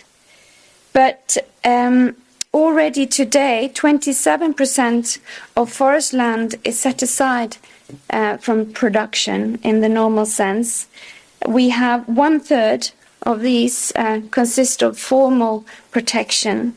These are areas which is set aside and has a formal status as protected areas. And for that, there is schemes of really compensating the forest owners. The other 2/3 is a mix of more voluntary measures, voluntary provisions. And in those circumstances, most forest owners do not receive any economical compensation. But then also we have more forests that are low productive forests. Those are the forests that Piotr was talking about. There are the protective functions. So they are protected in order to not be utilized because they have a low productive capacity. often maybe in land on grounds which are very difficult to manage as well. So these are kind of the part of the conservation measures to protect and set aside forest. But then when it comes to the general management, and particularly in the harvest, we have to take a lot of concern. And it's debatable if this could really be trying to see as if it's mimicking natural patterns or actually might be part of closer to nature management. But we're maybe not yet talking about that in those terms. But I'm not sure if you can see here, but when we are planning harvest, we have to look at culture aspects, perhaps this is symbolized by maybe an old house have stood there at some point, or maybe there was some other culture that you have to consider. And then you have to leave forest around that and not to go in those areas. And then you have also to leave a lot of dead wood in the forest. That could be either dead standing wood or actually creating structures in order to ensure that we get more dead wood in the landscape. And then we also have to protect certain habitats that are maybe have certain species that are considered to be of high value, and also leave zones for instance, to water, etc. So this is sort of we call this the general consideration that we have to take in all of our management practices. And we've had this law now, the Forest Act, since 1994, and we can see that since implementing this more equal, putting environment and production on an equal term, we have seen some positive developments. We can say that no species have disappeared due to forestry in Sweden the last 50 years. And for several indicators that are quite often measured for biodiversity, it has increased. The amount of dead wood has increased in our forest. The number of bird species have increased, as well as deciduous trees have increased. And so those of you who are following EU policies, these are some of the indicators that are being suggested in various legislation. But we are very far from perfect, and we have lots to learn from each other and to improve how to really mainstreaming biodiversity into the active or more forest management. I think there's been a tendency that you think that set aside will solve the biodiversity question, but it will not be enough. We need to work even harder on trying to incorporate biodiversity into general forest management. But we also have another goal, and that is production. And Sweden is one of the largest exporters of forest products in the world. And almost 80% of all the forest products produced in Sweden is exported. Perhaps exported to Spain, exported to other countries in Europe, but also globally. And this creates, of course, an enormous value for the forest industry, but also the country as a whole. Moreover, the forest sector is a great employer in Sweden, both directly and indirectly. And as I said, this is the bread and butter of many rural communities. And in some parts of Sweden, the forest industry is the main employer and is really keeping societies up and running. Recreation and tourism. Nana has really talked about these things so far, but this is, of course, a very big part also of our forest value that we bring to Sweden. We have in Sweden the right of common access law.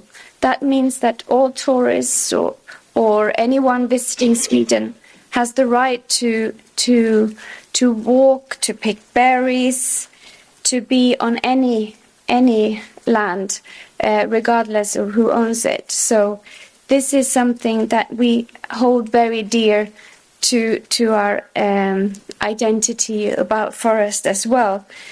But we see also here that a lot of more forest owners are actually making more management adjustments to targets towards tourism, because we see, for instance, that the clear-cut size has impact on tourists. So if you have smaller clear cuts, this will attract tourists more. But quite often, many smaller clear cuts can be good, for instance, if you want to pick berries and mushrooms, which is another thing that tourism likes. So this is another examples where you kind of have to also look at management practices that are more also bringing this closer to heart forestry, where you're tailing recreation and tourism. And then just to give you a very, very quick brief insight. I have already talked a little bit about how we're managing when we are harvesting. But for regeneration in Sweden, it's mainly plantation. It has been for a very, very long time. This has been the way we are practicing. We harvest, and then the regeneration is mainly through plantation. We're planting for new forest. And already since 1903, when we got our first Forest Act, for every tree you cut down, you have to plant at least 2 new ones. And this is still true today. And with the right conditions, the Swedish family forest owners are committed to grow much more forest in the future. In fact, our members have made a commitment to plant 2.4 billion new trees to 2032 in order to ensure future forest. And this is about 200 trees per person in Sweden. And that's a commitment from our forest owners. Another area which is really important in our management regime is cleaning. And we heard earlier about having goats walking around in the forest to do the cleaning work. Maybe that could be something we should look into as well. But so far, it's more something that is done manually. It's quite labor intense. But we believe that this is really important. It's important for the forest economics. It provides for the future quality and quantity for the future forest.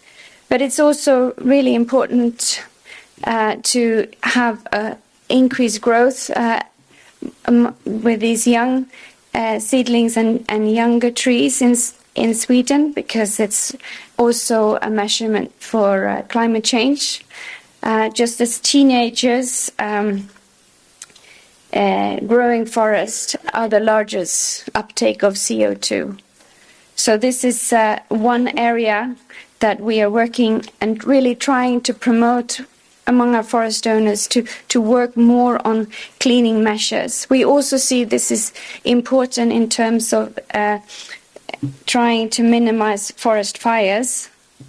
I'm not sure that you I mean, obviously, in this region, you have much more experience of forest fires than we might have, but forest fires are increasing also in Sweden, and we see a dramatic difference if you have more of a forest that are well managed and being cleaned, can cope better with forest fires. And 2 weeks ago, I think it was very interesting that the European Commission Joint Research Centre issued a report on forest fires, where they looked at the forest season in 2021, and that they could say that nearly a fifth of all the areas that was burnt in 2021 was Natura 2000 areas. And I think this actually is a clear message that just leaving forests without really managing, working to try to improve the quality is also a risk in terms of forest fires.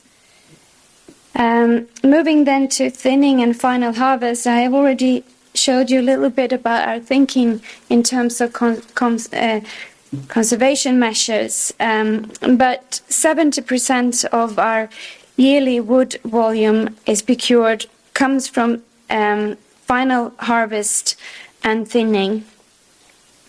And in Sweden, most of the forest operations actually on ground is carried out by independent contractors. So it's actually 90% of all the harvesting is done by other entrepreneurs. And this is really how forest is also creating a lot of additional jobs. So it's not just the forest owner that manually goes out and cuts trees. It's a big operation with these big harvesting machines.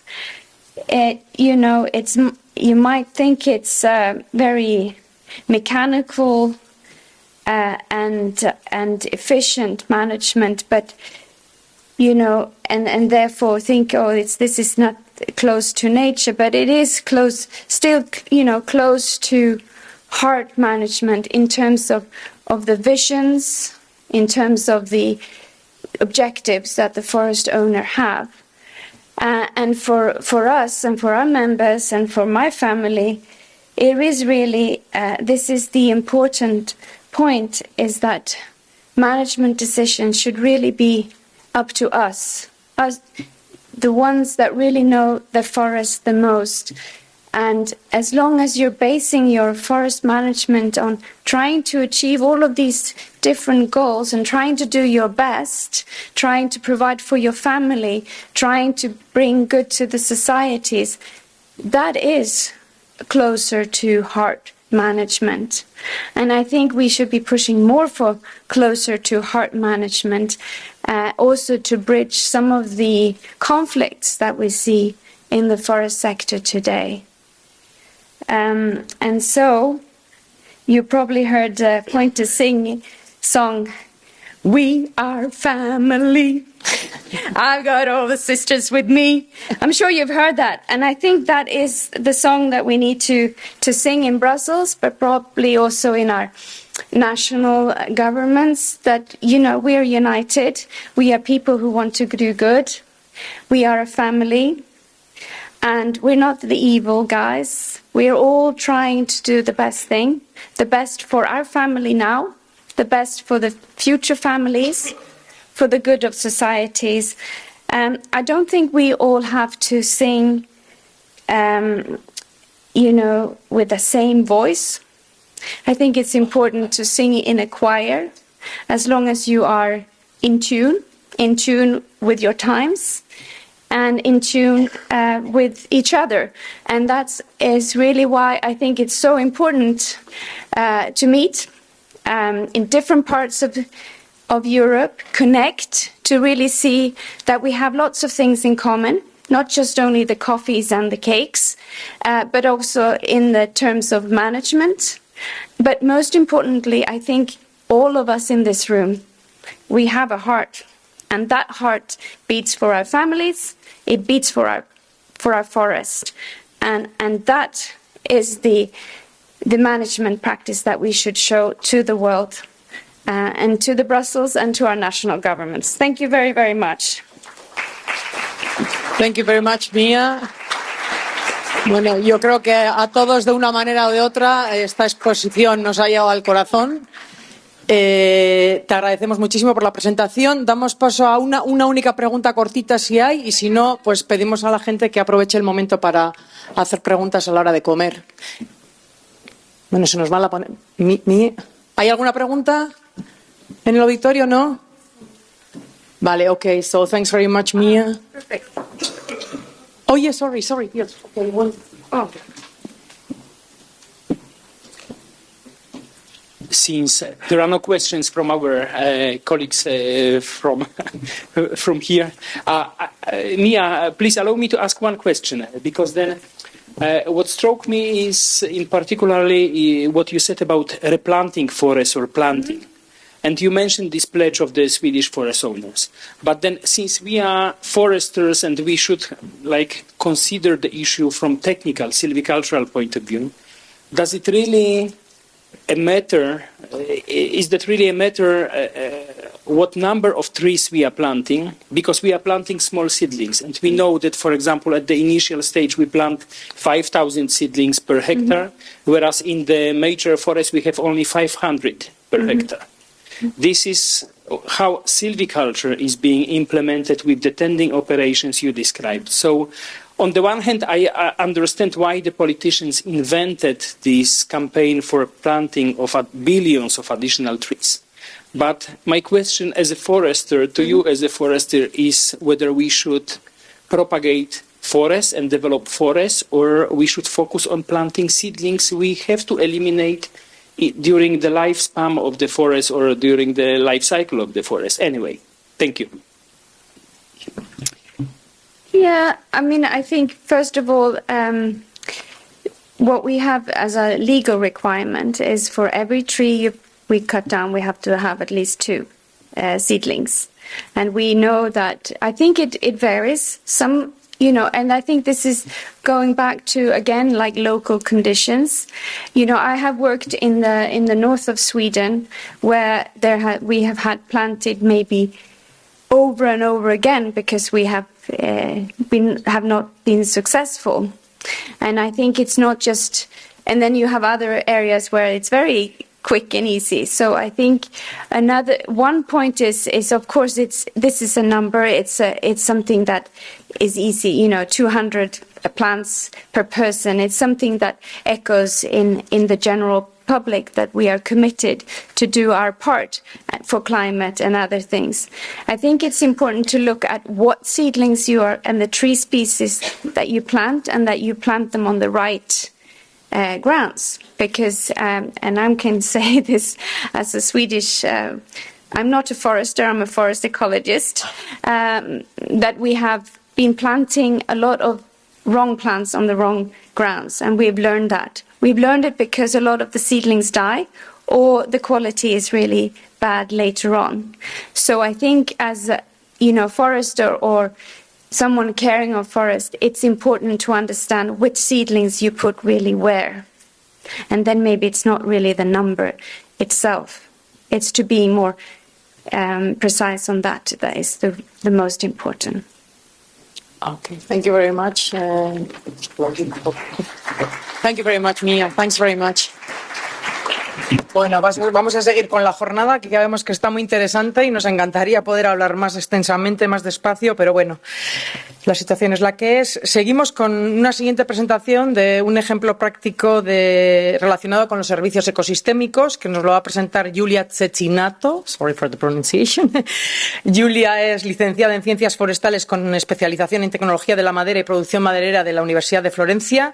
Tras un año de experiencia en el sector de la cooperación internacional, se incorporó a ETI4 en 2021 como parte de la Unidad de Desarrollo de Proyectos Internacionales, donde actualmente participa en el desarrollo, redacción y presentación de varias propuestas para las principales subvenciones de la UE, como Horizon Europe, Erasmus+, LIFE, etc. Apoya otros programas en el planteamiento de propuestas a nivel local y está apoyando la coordinación del recién iniciado proyecto Life Climate Positive, que tiene como objetivo definir modelos de negocio para las asociaciones forestales en Italia para mejorar la gestión forestal y la prestación de servicios de los ecosistemas. O sea que le damos la palabra a Julia. Por favor, Julia.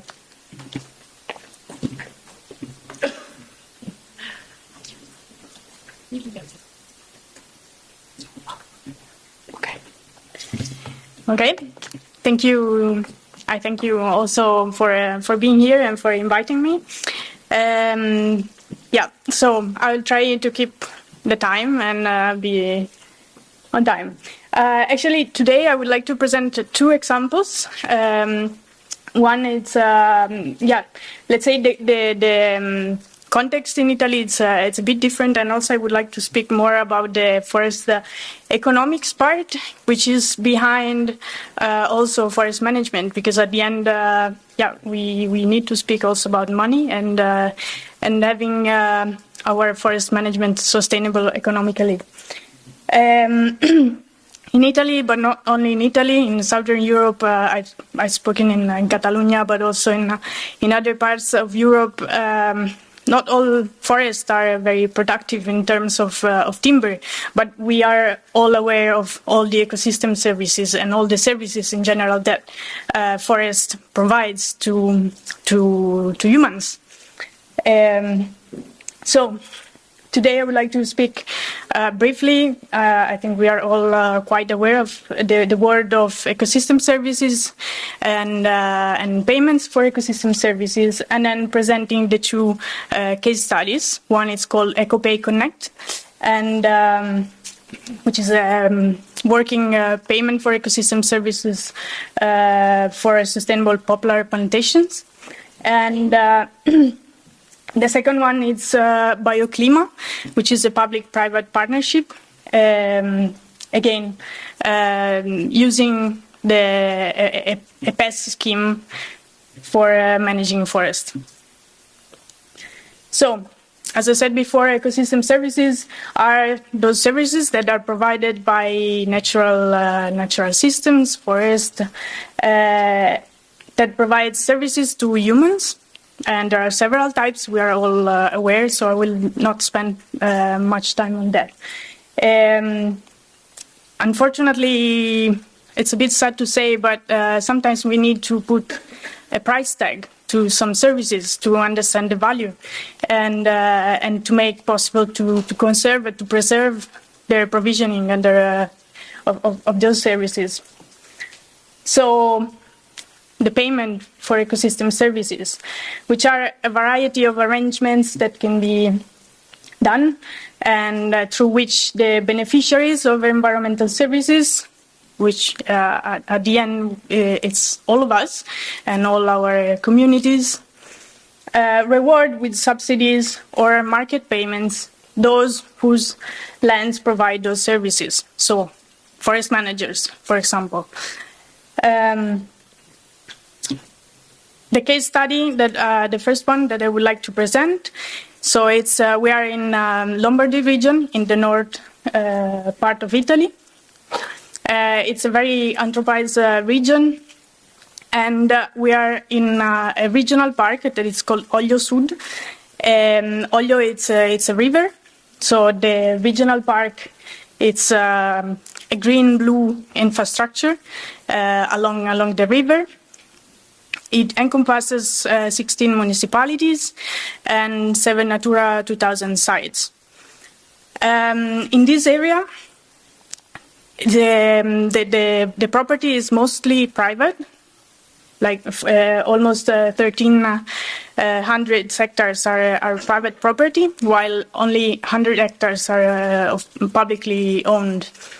And this make some problems also in terms of conservation activities and carrying out conservation activities. In the area, there are several poplar plantations, quite a big area of poplar plantation. So these are some images to give you an idea of what we are speaking about. So as you can see, the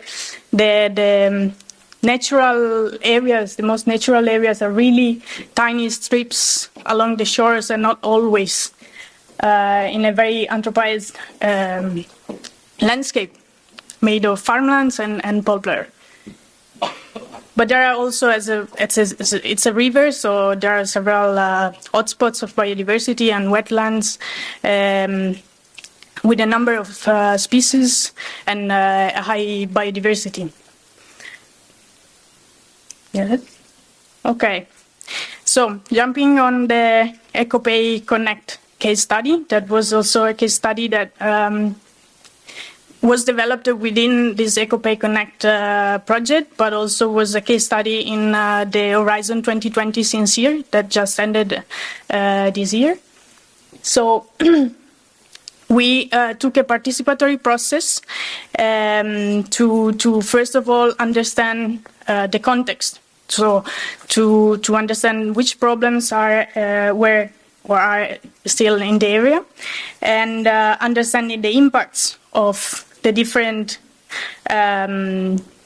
management practices or unmanagement practices on the different components of the biodiversity of the landscape, and this brought us to identify some interventions, potential interventions, and to prioritize also those interventions. For example, reforestation activities, responsible plantations, planting hedgerows, until also wetland restoration and creation of more habitats.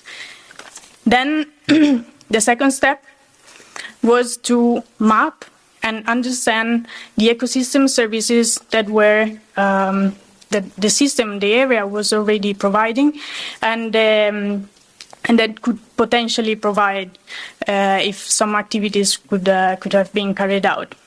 Not only ecosystem services, but also stakeholders, because at the end, as we have seen, the landscape is made of people, and people that has needs, has wishes, has private goals also. So it was super important to understand the actors of the landscape. The mapping and and valuing the ecosystem services. So this activity gave us a number of millions of euros that landscape and the protection of that landscape could provide. So we are speaking about from 11 to 18 million euro per year. So it's a huge value, and keeping this landscape protected was important. Then we analyzed the offer. So who was actually in charge of offering these ecosystem services, and if there was a demand of those ecosystem services from that area, starting from there. So then we reached those, let's say, conclusions, or these informations that made possible to design and plan the PS scheme in that area. So as we've seen before, 1,700 hectares of poplar cultivation. Some, very few, were FSC certified. But there were also some processing companies, poplar processing company in the area that were FSC certified. So they need also the supply of those timber. And another important point was the lack of relationship among the poplar growers and the park authority, and also within the poplar growers, within the same group, and also with the processing companies. So we have different actors in the same area, and there was a demand from the companies. There was an offer from the growers, and then there was the local authority, the park authority. So with different needs, but there was a way to meet. It was possible to meet at the middle. Another point was that from 2017, then active from 2018, for FSC poplar cultivation, 10% of cultivated area needed to be allocated to set aside to create representative areas and of typical ecosystems of the area. So, the animation went. So we have the poplar smallholders, FSC certified, that needed to set aside 10% of their property. But that was costly, and was expensive. So what they could, what we tried to reach was an agreement with the park, the nearby park, that. So in order to make the smallholder FSC certified, to invest and to commit with the park to carry out conservation activities for the same surface that they had to set aside in their land. In this sense, in this way, the park authority received either money or activities carried out directly by the farmers to preserve and conserve habitats. So from planting new patches to restore wetlands and several activities. Moreover, the park joined the Lowland Forest Association, which is a forest association that also helps the associated partners to gain the FSC certification. So also the park became FSC certified. And then on the other side, we have the private sector, so the poplar industry that was FSC certified. So they were able, in this way, to sponsor the park, and also to get the FSC timber FSC certified from local sources, which was a great deal for everyone. So in this way, it was possible to have new members, new FSC certified poplar growers, and there was a win-win-win because we have, let's say, three actors in the scheme. So the private company has the local supply, and the smallholders are certified, and they can not lose their land. And the park can invest more, and they can carry out more conservation activities. So, briefly, renewal. The agreements will expire next year, but the companies, the farmers, they want to continue it. It's very important to continue the animation of the network for communication and lobby. This is a very hard work that, as ETI4, we are carrying out not almost weekly, on a weekly basis.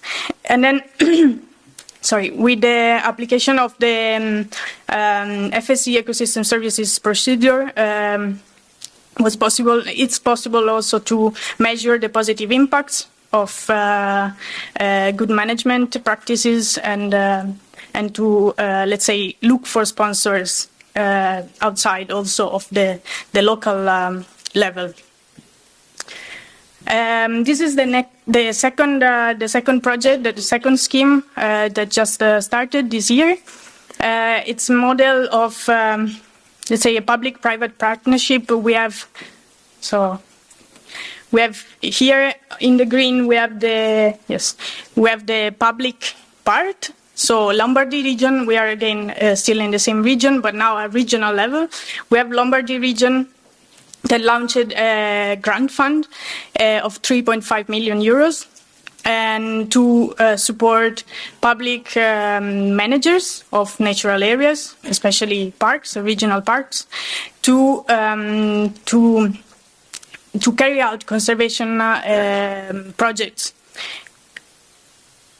Then those projects, requirements for applying to the fund was that all the projects needed to measure and verify the impacts of those activities on ecosystem services, and those verification needed to be from a third party. So we promoted the FSC ecosystem services procedure.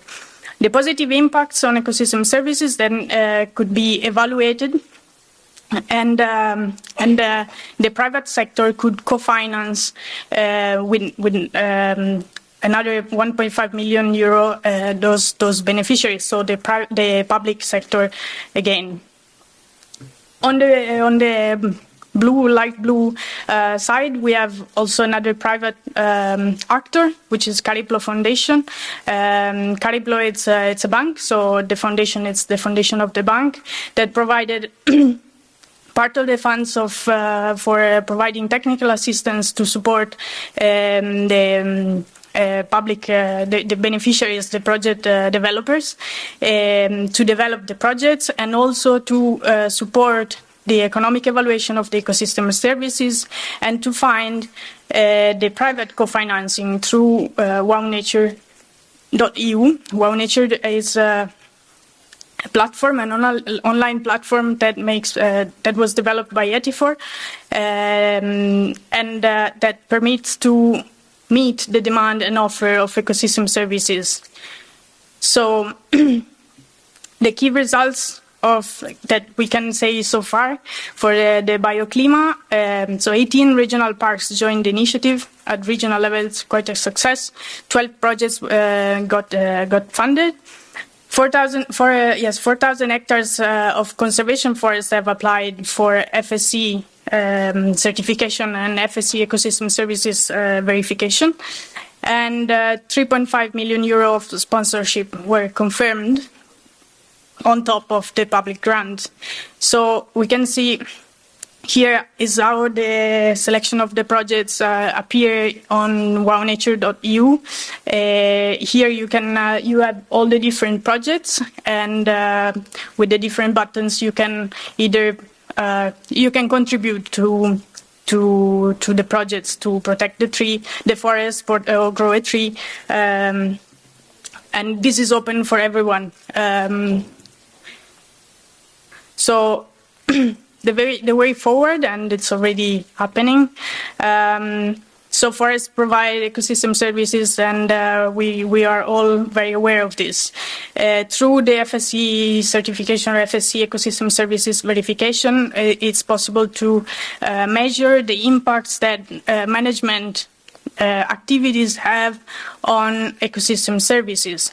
And in this way, it is possible also to look for sponsorships, so to look for companies or private sector in general, also citizens that wants to support the provision of these ecosystem services, either because they care by their personal interest, because they are obliged by the law, or because they want to also to commit with their publics. And we support the companies through the MARC approach, which is a 4-steps approach that asks the companies to first measure, so assess their emissions and their impacts, and then avoid as much as possible all the impacts, and then assess the risk, and then communicate, but also capture the projects that can be, helpful to reduce those impacts, those remaining impacts that wasn't possible to avoid. And this with MARC, and then we can collect and transfer the money back to the forest owners and the managers. And with this, I thank you. I hope I'll stay. Julia, thank you. Bueno, como andamos mal de tiempo, we'll leave the questions for lunchtime because we are really about in time. So vamos a hacer un pequeño cambio, y es que vamos a hacer una última presentación. Sabemos que quedan 2. Le pedimos disculpas al señor Dans, pero creemos que es justo que él tenga el mismo tiempo que los demás ponentes para hacer su presentación. Entonces, haremos una última presentación ahora antes de comer, porque si no, no nos van a dar de comer. A las 2:30 tendremos la presentación del señor Dans con sus 20 minutos, y como tenemos mesas redondas de 1:30, quitaremos 10 minutitos de cada mesa, que yo creo que va a dar de sí. Entonces, así garantizamos que todos los ponentes tengan el mismo derecho a poder, que para eso han venido, los hemos invitado y queremos escuchar sus ponencias. Entonces, si os parece, voy a dar paso Esto es un reto para mí a cuenta de el nombre y los nombres que tengo que decir ahora y pido disculpas, pero os voy a presentar ahora al señor, sé que lo voy a decir fatal, Willibald Herrenhofer, que nos viene de Austria, que es titulado por la Universidad de Recursos Naturales y Ciencias de la Vida de Viena, Departamento de Fuentes Forestales y del Suelo, y cuenta con numerosos años de experiencia profesional en la silvicultura y la industria maderera. Y desde el 2012 él es el director general de la organización Forster Betrieb Franz Melchon Sarahau, que es el mayor bosque de propiedad privada de Austria. También de la empresa Forsttechnik GmbH, productora internacional de máquinas forestales, y de la empresa Okoresourcen GmbH, productor de energías renovables. Y bueno, nos va a hacer una presentación un poco de cómo llevan a cabo ellos la gestión forestal sostenible en las montañas de Austria. Bueno, una presentación muy interesante, o sea que le doy la palabra al señor Willy. Thanks very much. The floor is yours. Okay, thanks. So thank you very much for introduction and smiling a little bit. Warm welcome from my side to dear ladies and dear gentlemen. I'm really blessed to be invited for this event. So let me say also the best greetings from our owner, Mr. Franz Meyer-Mellenhof. So that's that's correct. So let's introduce forestry in Austria. Just for a short step, how is forestry in Austria running? It's a very important sector in Austria. Just let's say the woodworking industry, the forestry, the paper and pulp mill industry is a huge sector, and is the second most important export sector in Austria. And so it's, I think, let's say, some small characteristics and values. Let's say the current stock in Austria is more than 1,172 million cubes. So we have every year more annual growth than annual cut. That's very important for sustainable forestry. So also the owner is the private ownership of the forest is just 70% is private forest, and it's similar to your region. So also not 74% private owner. We also have nearly 50% covered areas by forest in Austria. But more important, so it's too fast. Our woodstock development, and it's measured by the forest inventory of the state every period of about 10 years. So let's see, 1992, it was a volume and stock of 987 million cubics. So it was in the next period more than 1 billion, and in the next period just 1,200,000 millions. So it's increasing every period, and that's the most important fact, that a neutral institution is doing this job also for whole Austria. Every big company is doing it also for himself. But that's one very important factor, and it's not necessary that a third party have to say us how sustainability is running. So I think also we have to discuss different types, but not how is our stock, our forest growing. And it's important because we are discussing about optimizing, or we are discussing about safe high volumes, because if we want to be sustainable in the long term, we have to optimize our annual growth. Just if we optimize our annual growth, we can also use and substitute other materials. So that's, I think, one of the most important facts. And let's see, it's a really big number. It's 9,105,560 cubics per year, who is just more storage than it would be necessary. So Also, the whole sector is very important, and just a few facts. Annual added value per year is 11,249 million euros. So also the employees are about 300,000, and that's more than 6.6% of the whole employees of Austria, of the Austria economy. So also a big number is 1 cubic lumber triggers on an added value of 1,212 euros. Its total effects, just direct effects, are a little bit under 1,000 euros, more than 800, but that's a big number. And if you reduce harvesting volume more about 10%, how it is discussed sometimes in the European Union, so we will lose 26,177 jobs, and that's about 1,752 million euro per year. It's really huge, and a really great number, and a really big number. So also, let me show how this value chain is running in Austria, and we are very blessed that we can do in different types some companies. So that's our forestry group.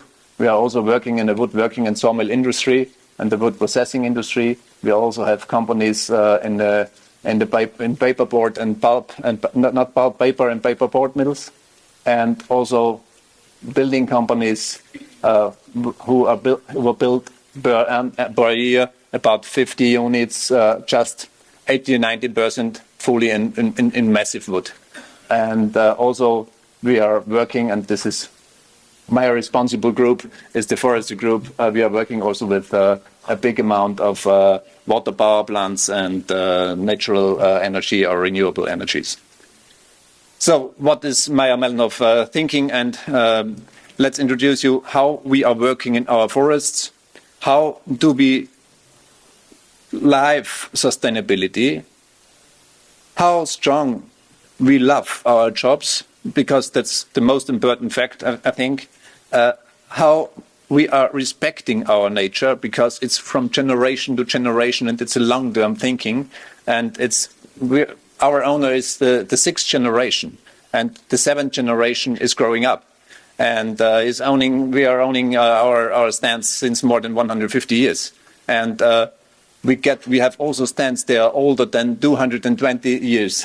So what is our heritage? What we get, and what should we give to our next generation? That's a very important thinking, and how we are thinking and preparing the future, because just see the tradition and take the innovation and looking forward. So we are living in this time, and we have to looking forward for the next 100 or 150 years. And it's not easy if the changing is so dynamic than in the last 10, 20, 30 years. So which results we also expecting? It's also important to know in Austria we had our first forest law in 1852. Or 1853, correct, and just replaced by the currently version in 1970, and so that's also important where we are located. That's Austria. Styria is called the green heart of Austria because we are covered by 61% of forest. And we are located directly in the center of the green heart. So it's really a good growable and forest situation. But from where do we come? And let's introduce, because it's important. We get a forest older than 220 years, some stands, and this is the development of the technology, how to use. And we are increasing every year our stock. So is it so bad what we are doing? Why are our stands predictable? Because they are close to nature, and they are managed so in the long-term view. So let's see that also in the past, all forest workers did jobs. Let's look at this one. They built something, do save the soil, to save the ground. It's just by gravity for more than 50 years. They have done their job just by gravity. It was very dangerous, of course. Let's see, the social aspect wasn't the best. So it's always a compromise between social, economic, and ecology. So I think also in the past and also in the future, we have to discuss, but we have to find the right way to bring them together. So also we did it on this steep terrain because in our forest we have approximately average of 63%. So we are very steep, and we are using since more than 50-60 years technologies like a Dower yada, cable yada with processing head, and so also the soil and the ground is high protected because it's not damaged. Yeah, and we can also protect the natural seedlings or the natural regeneration. So let's look some characteristics of our company. We have a total area of 32,600 hectares, and the commercial forest stands about approximately 22,000 hectares. So we are, as told you, we have an average slope of 63% and an altitude from 430 meters up to 2,210 meters. So our annual precipitation is 800 up to 2,200 millimeters. It's a really high amount of water, and so there we are in a good situation. But also the temperature is increasing, the approximately temperature is increasing, and also the summer peaks of the temperature are increasing, and I think that's sometimes a little bit problem. Our annual cut is about 180,000 cubics, sawlogs approximately 120,000, and 1 of 3 is just pulpwood and coming mainly from the thinning processes. So it's also very important to do our job on the thinning processes because to get stability and high fitness. So main tree species are 75% spruce. Let's see in the pictures and then the following pictures. 15% larch and 8% beech, and the rest is other broadleaf species and also a little bit fir, pine, and Douglas fir. But what is important for us, that's the forest road density. Without this forest road density, we cannot do our job in beetle management and others. So if we wouldn't have forest roads, we had a really huge problem. We would have a really huge problem in our areas. So we have to care about 1,500 kilometers of forest roads, and it's a job every year. Yeah, it's work. And also we employ 110 people, and so that's the most important fact, to have a really high commitment from the employees. And let's say we are family. We are not family we are family forest, but we are also feeling like family, and that's an important way. And it's also since generations. So some typical views. That's a typical forest stand in the mountain regions, up from 1,500 altitude, stocked mainly by spruce. The next type is just similar. Let's look. The next is in a lower region, is just dominated by beech, and so there are different types of forest stands. And the next vision you can see, the next view is the next picture is just showing you that this is very well integrated into the landscape. Also our forest roads, and you heard the density. We try to find a good integration and a good line of the forestry roads. Not every time it is in the same way possible, but 98% we can do well. So that is a view of the natural regeneration. Where it is possible, we will do. It's just, let's say, approximately 50-55% is running on a natural regeneration. The rest is planted. But sometimes in a dynamic change, we have to discuss what is the better way. Because if you have 100% 100% natural regeneration on a spruce stand, who should not be a spruce stand, and we have this very dynamic change of the temperatures, we have to do also plantings with other species. If we want to have a mixture and we want to have a future safe forestry, then we have to do it another job. So it's not all time a pleasure to be in the situation that you have 100% natural regeneration. So also on some stands, it's a huge job. It's a really hard work. If you have more than 30 different species, you have to define the goals, you have to define your objectives. What do you want to reach in the end of the stand? Which number of species do you, which species do you get to the end of this lifetime? So you have to cut out or to clear more than 20 different trees. So what trees are the right ones? So are they prepared of the next period, or should we do, let's say, assisted migration from other southern parts? And that's the question who we are thinking about. So it's a nice picture, but it's just one species. In this way, fir, it's not so often. I'm happy with this picture, but fir is a little bit safer for the future than the spruce. So how we are managing it?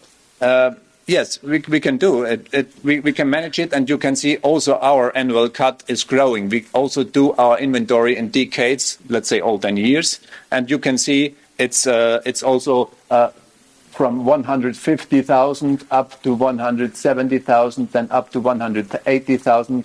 Yeah, and if there is a peak of damage, okay, we are a little bit higher, then we have to go a little bit lower, and so about 1 decade we have to do our just sustainable cut rate every decade. And you can see the red ones on this point, the blue lines are, or the blue columns are wind damaged. The yellow line is our annual cut. And the yellow pointed line is just our not plannable cuts every year. So that's the way we are analyzing. And the white one are snowbreak, and the red one are mostly bark beetle or insect damages.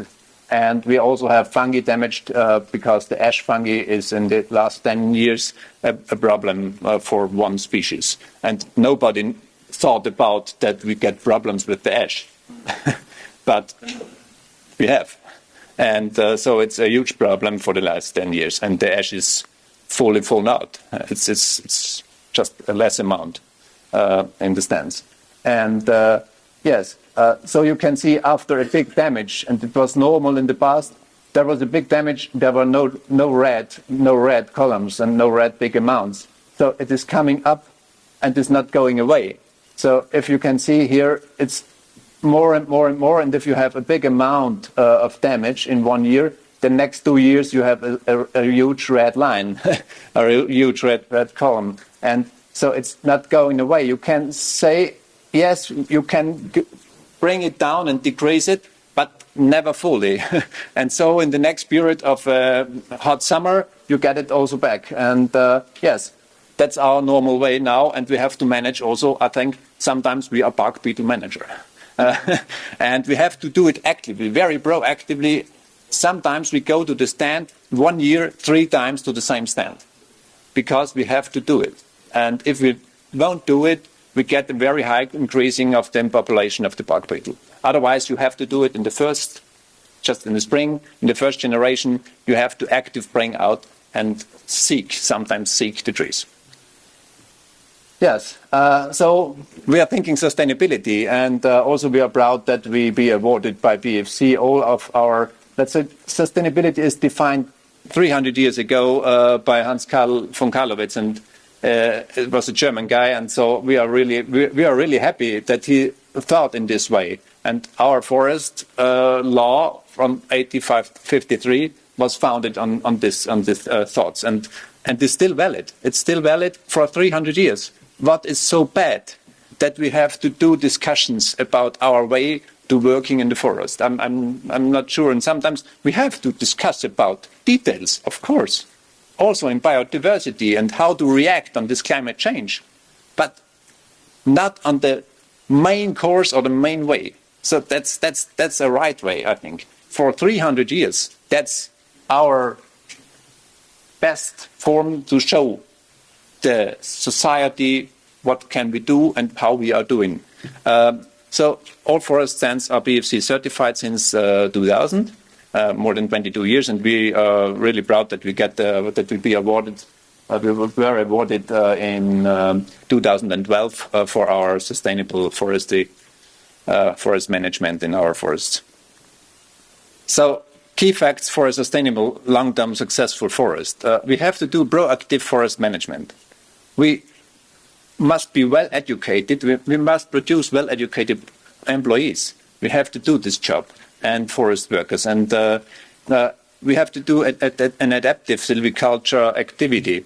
So climate data to analyze climate data, to analyze soil data, to analyze new silviculture systems and methods, and also not looking forward with closed eyes. So assisted migration, we must be sensitized in the future to assisted migration is one way, but not the only one. Adapting tree species, risk splitting. It's also a possibility to do risk splitting if you can reduce your turnaround time or your cutting period. So other way is to do just not one tree species. You can do 2 or 3. You can reduce the risk 50%, 70% or 75%. How you do handle it, and if you can see it on the right soil, on the right ground, then the forester have to do his decisions, and we can give him some support with new tools and models. So also forest shows well integrated into the landscape. Also harvesting technology and methods. So logistics, capacity experience of logistics with own drivers. We do it with own drivers. We also have 9 trucks and 9 drivers. And it's a hard job and steep terrain, and also the whole year long in the winter. We have sometimes snow amounts about, let's say, 1.5 and up to 2 meters. And yes, and working together with the scientists, the researchers, and stay long time open-minded. I think it's very important to come out of the box. Sometimes thinking to other branches, discussing. Also, so I'm happy to be here discussing in other regions and to get to build up a network and to understand how others managing. So I think it's very important for the European Union and also for the next regulations and the next steps in the Commission. I think sometimes I couldn't understand how it is coming up. So some pictures, hopefully we can do it a little bit. So just to get some impressions how we are managing in our regions. And of course, that's not every day the work, but sometimes we have to do it in this way because some regions are otherwise not reachable. And also this is normal. And we're doing every year. 10 years ago, I said, oh, we need a program for 10 years and then we don't need new forest roads. No, it's closed. Yeah, then we are finished. So now I'm more than 12 years in the company and we have the next program for the next 10 years and we are also building roads up to 8 to 12 kilometers per year in the new roads. Because it's necessary, we have regions more than 1,500 hectares and we can see now we are so happy that we did it the last 10 years because the bark beetle is coming and otherwise we would not be able to manage it. And so I think it's one way and one important factor.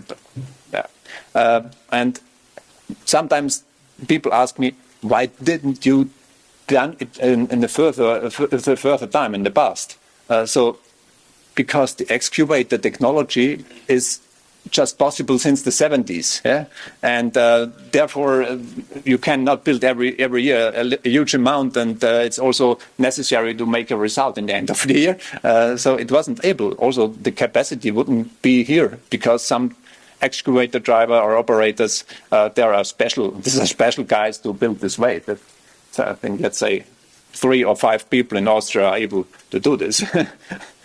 Of course, it's also special in this technology to yarding. And you will see one slide a little bit later how we could reduce our costs. And it's very important for us. And this development is one of the last developments 3 years ago. And it make efficiency more than 50% better of this machine. So we cannot stop development and thinking about to get better in processing and better in efficiency. So we have to do it also that we are able in this terrain to make successful economic forestry. Also in logistics and in transport. So telescoping drawbar. Further time we have to disconnect the trailer every time if we want to go back to this locks. And to load the truck, the next time to load to deload the truck and load the trailer, go back.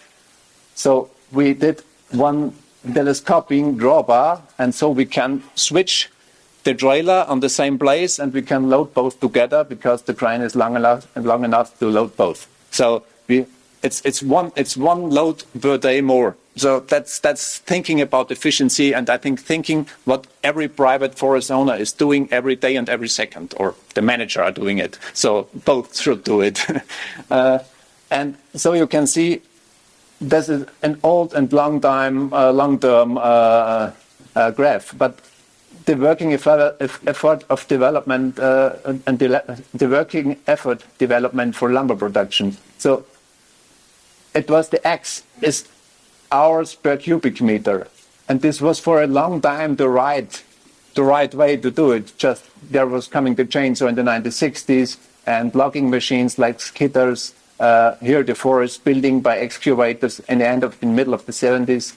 Debarking machines, then debarking was doing in the sawmill in the further ways, and chainsaw by company and processing head. And so now we have to discuss how many cubic meters per hour we have to swipe this X, and we have to do it in the other direction. So now we are approximately between 12 up to 20 cubics per hour processing on steep terrain. So it's a huge amount.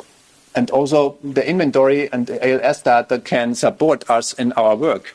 We have to do it. We're doing since more than 15 years, let's say, a rolling inventory, and we can compare the terrestric inventory with the ALS inventory. And in the next period, we won't do it on the terrestric way because it's better on the it's a higher quality on the ALS inventory. And there's also steps we are using since more than 5 years.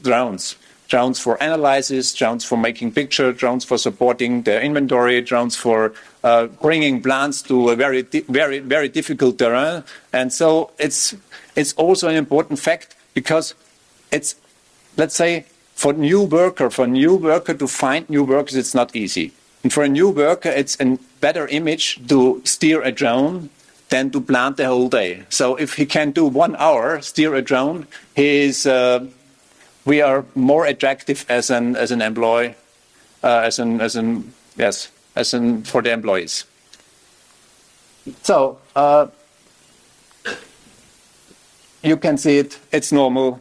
What our goals in the silviculture, long-term sustainable forestry, and highly productive quality, high volume, high value, high stability, high variety, high vitality, high resilience. Of course. Since 100 years, it's the same. And also low damages and low risk. And this low risk factor, I think it's coming up with one point. It's not easy to find the right way for the future because the dynamic change is so fast.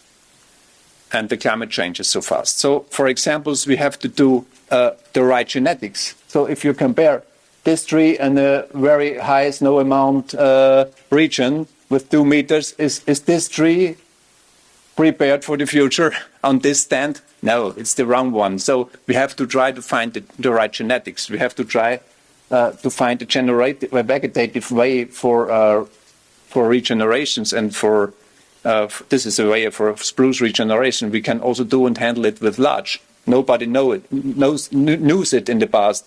Also, not the scientists. So it's possible with larch, and we tried, and we found a way. So also, it's necessary to clear. If you come away from one species with spruce, and you can find this stance, and you have to do the cuttings, and if you leave these areas, you can find 100% spruce. You come from one species to the next species, and both are not the best for the future. And we have to do this work, and it's just necessary to make an active management and handling and working on the area. And so we need workers and also employees. They are on the area. Otherwise, we will not be successful for the future. Also, in the thinning processes, we saw it before, so it's necessary to create a stable stance. And, of course, something for the biodiversity, because see that also a private-owned forest is doing a very sustainable and near-to-nature forestry. So we have the biodiversity activities, and we let these trees also, we discussed about stepping points and stepping stones for different species, and we can do it. This is natural. This is natural, but this is sown by our proactive management, and this is an area we did it. It wouldn't be necessary, but we did more than 20 hectares, nearly to some areas. They are highly cultivated. And also the same is on birthplaces, and also the same is for bees. And what major challenges will we face? I think climate change is one of the biggest issues, but I think not the biggest, because in the past we could handle different changes, and we did it 300 years. It's a huge work, but I think social change is the more important one, because the mind of the society is growing, it's coming up. I think sometimes it's not understandable for me, and also for our whole branch. I think sometimes it's not understandable, and we have to inform them, and we have to give them examples, and we have to count. Who is counting in his forest? Who is counting how many birds he is a habitat for how many birds? Who is counting? Who is counting how many species are there in this area? So we did one project, and we did it, and it's more than 1,300 species. And if you don't count, we can say we are so good managing our near-to-nature forestry stands, but we don't count. And if you can count, and if you analyze, then we can give them the examples, and then we can say just we did, and not we talked about. So let's say also the demographic change is a highway, because we in Austria, that's a problem to get workers and operators for our machines, also for the truck drivers. And if you can see, it's whole Europe the same way. If you're looking the next 15 years, then we have a huge problem. And I think we are not the most high attractive branch compared with other branches, and we are not able to pay the same as other branches. So we have to do it in this way. And so we have to do it also automatization, thinking about also integration. Social responsibility is necessary. This is a refugee from Syria, and we did it for 10 persons. One is also working in our company, and 10 persons are educated, but are working in forests. And so it's fun. We are happy with them. And so 2 minutes, then I'm finished. Sorry. That's very important. Presentation, and we're already half an hour, so I mean. So the forest site is characterized. We did one research project, and that's important because it's important also for other regions. We did one research project for 4 years with 6.7 million euros, and this research project gave us the possibility to plan for the next 100 years, because to make a high sensitization for this change. And I can show you on.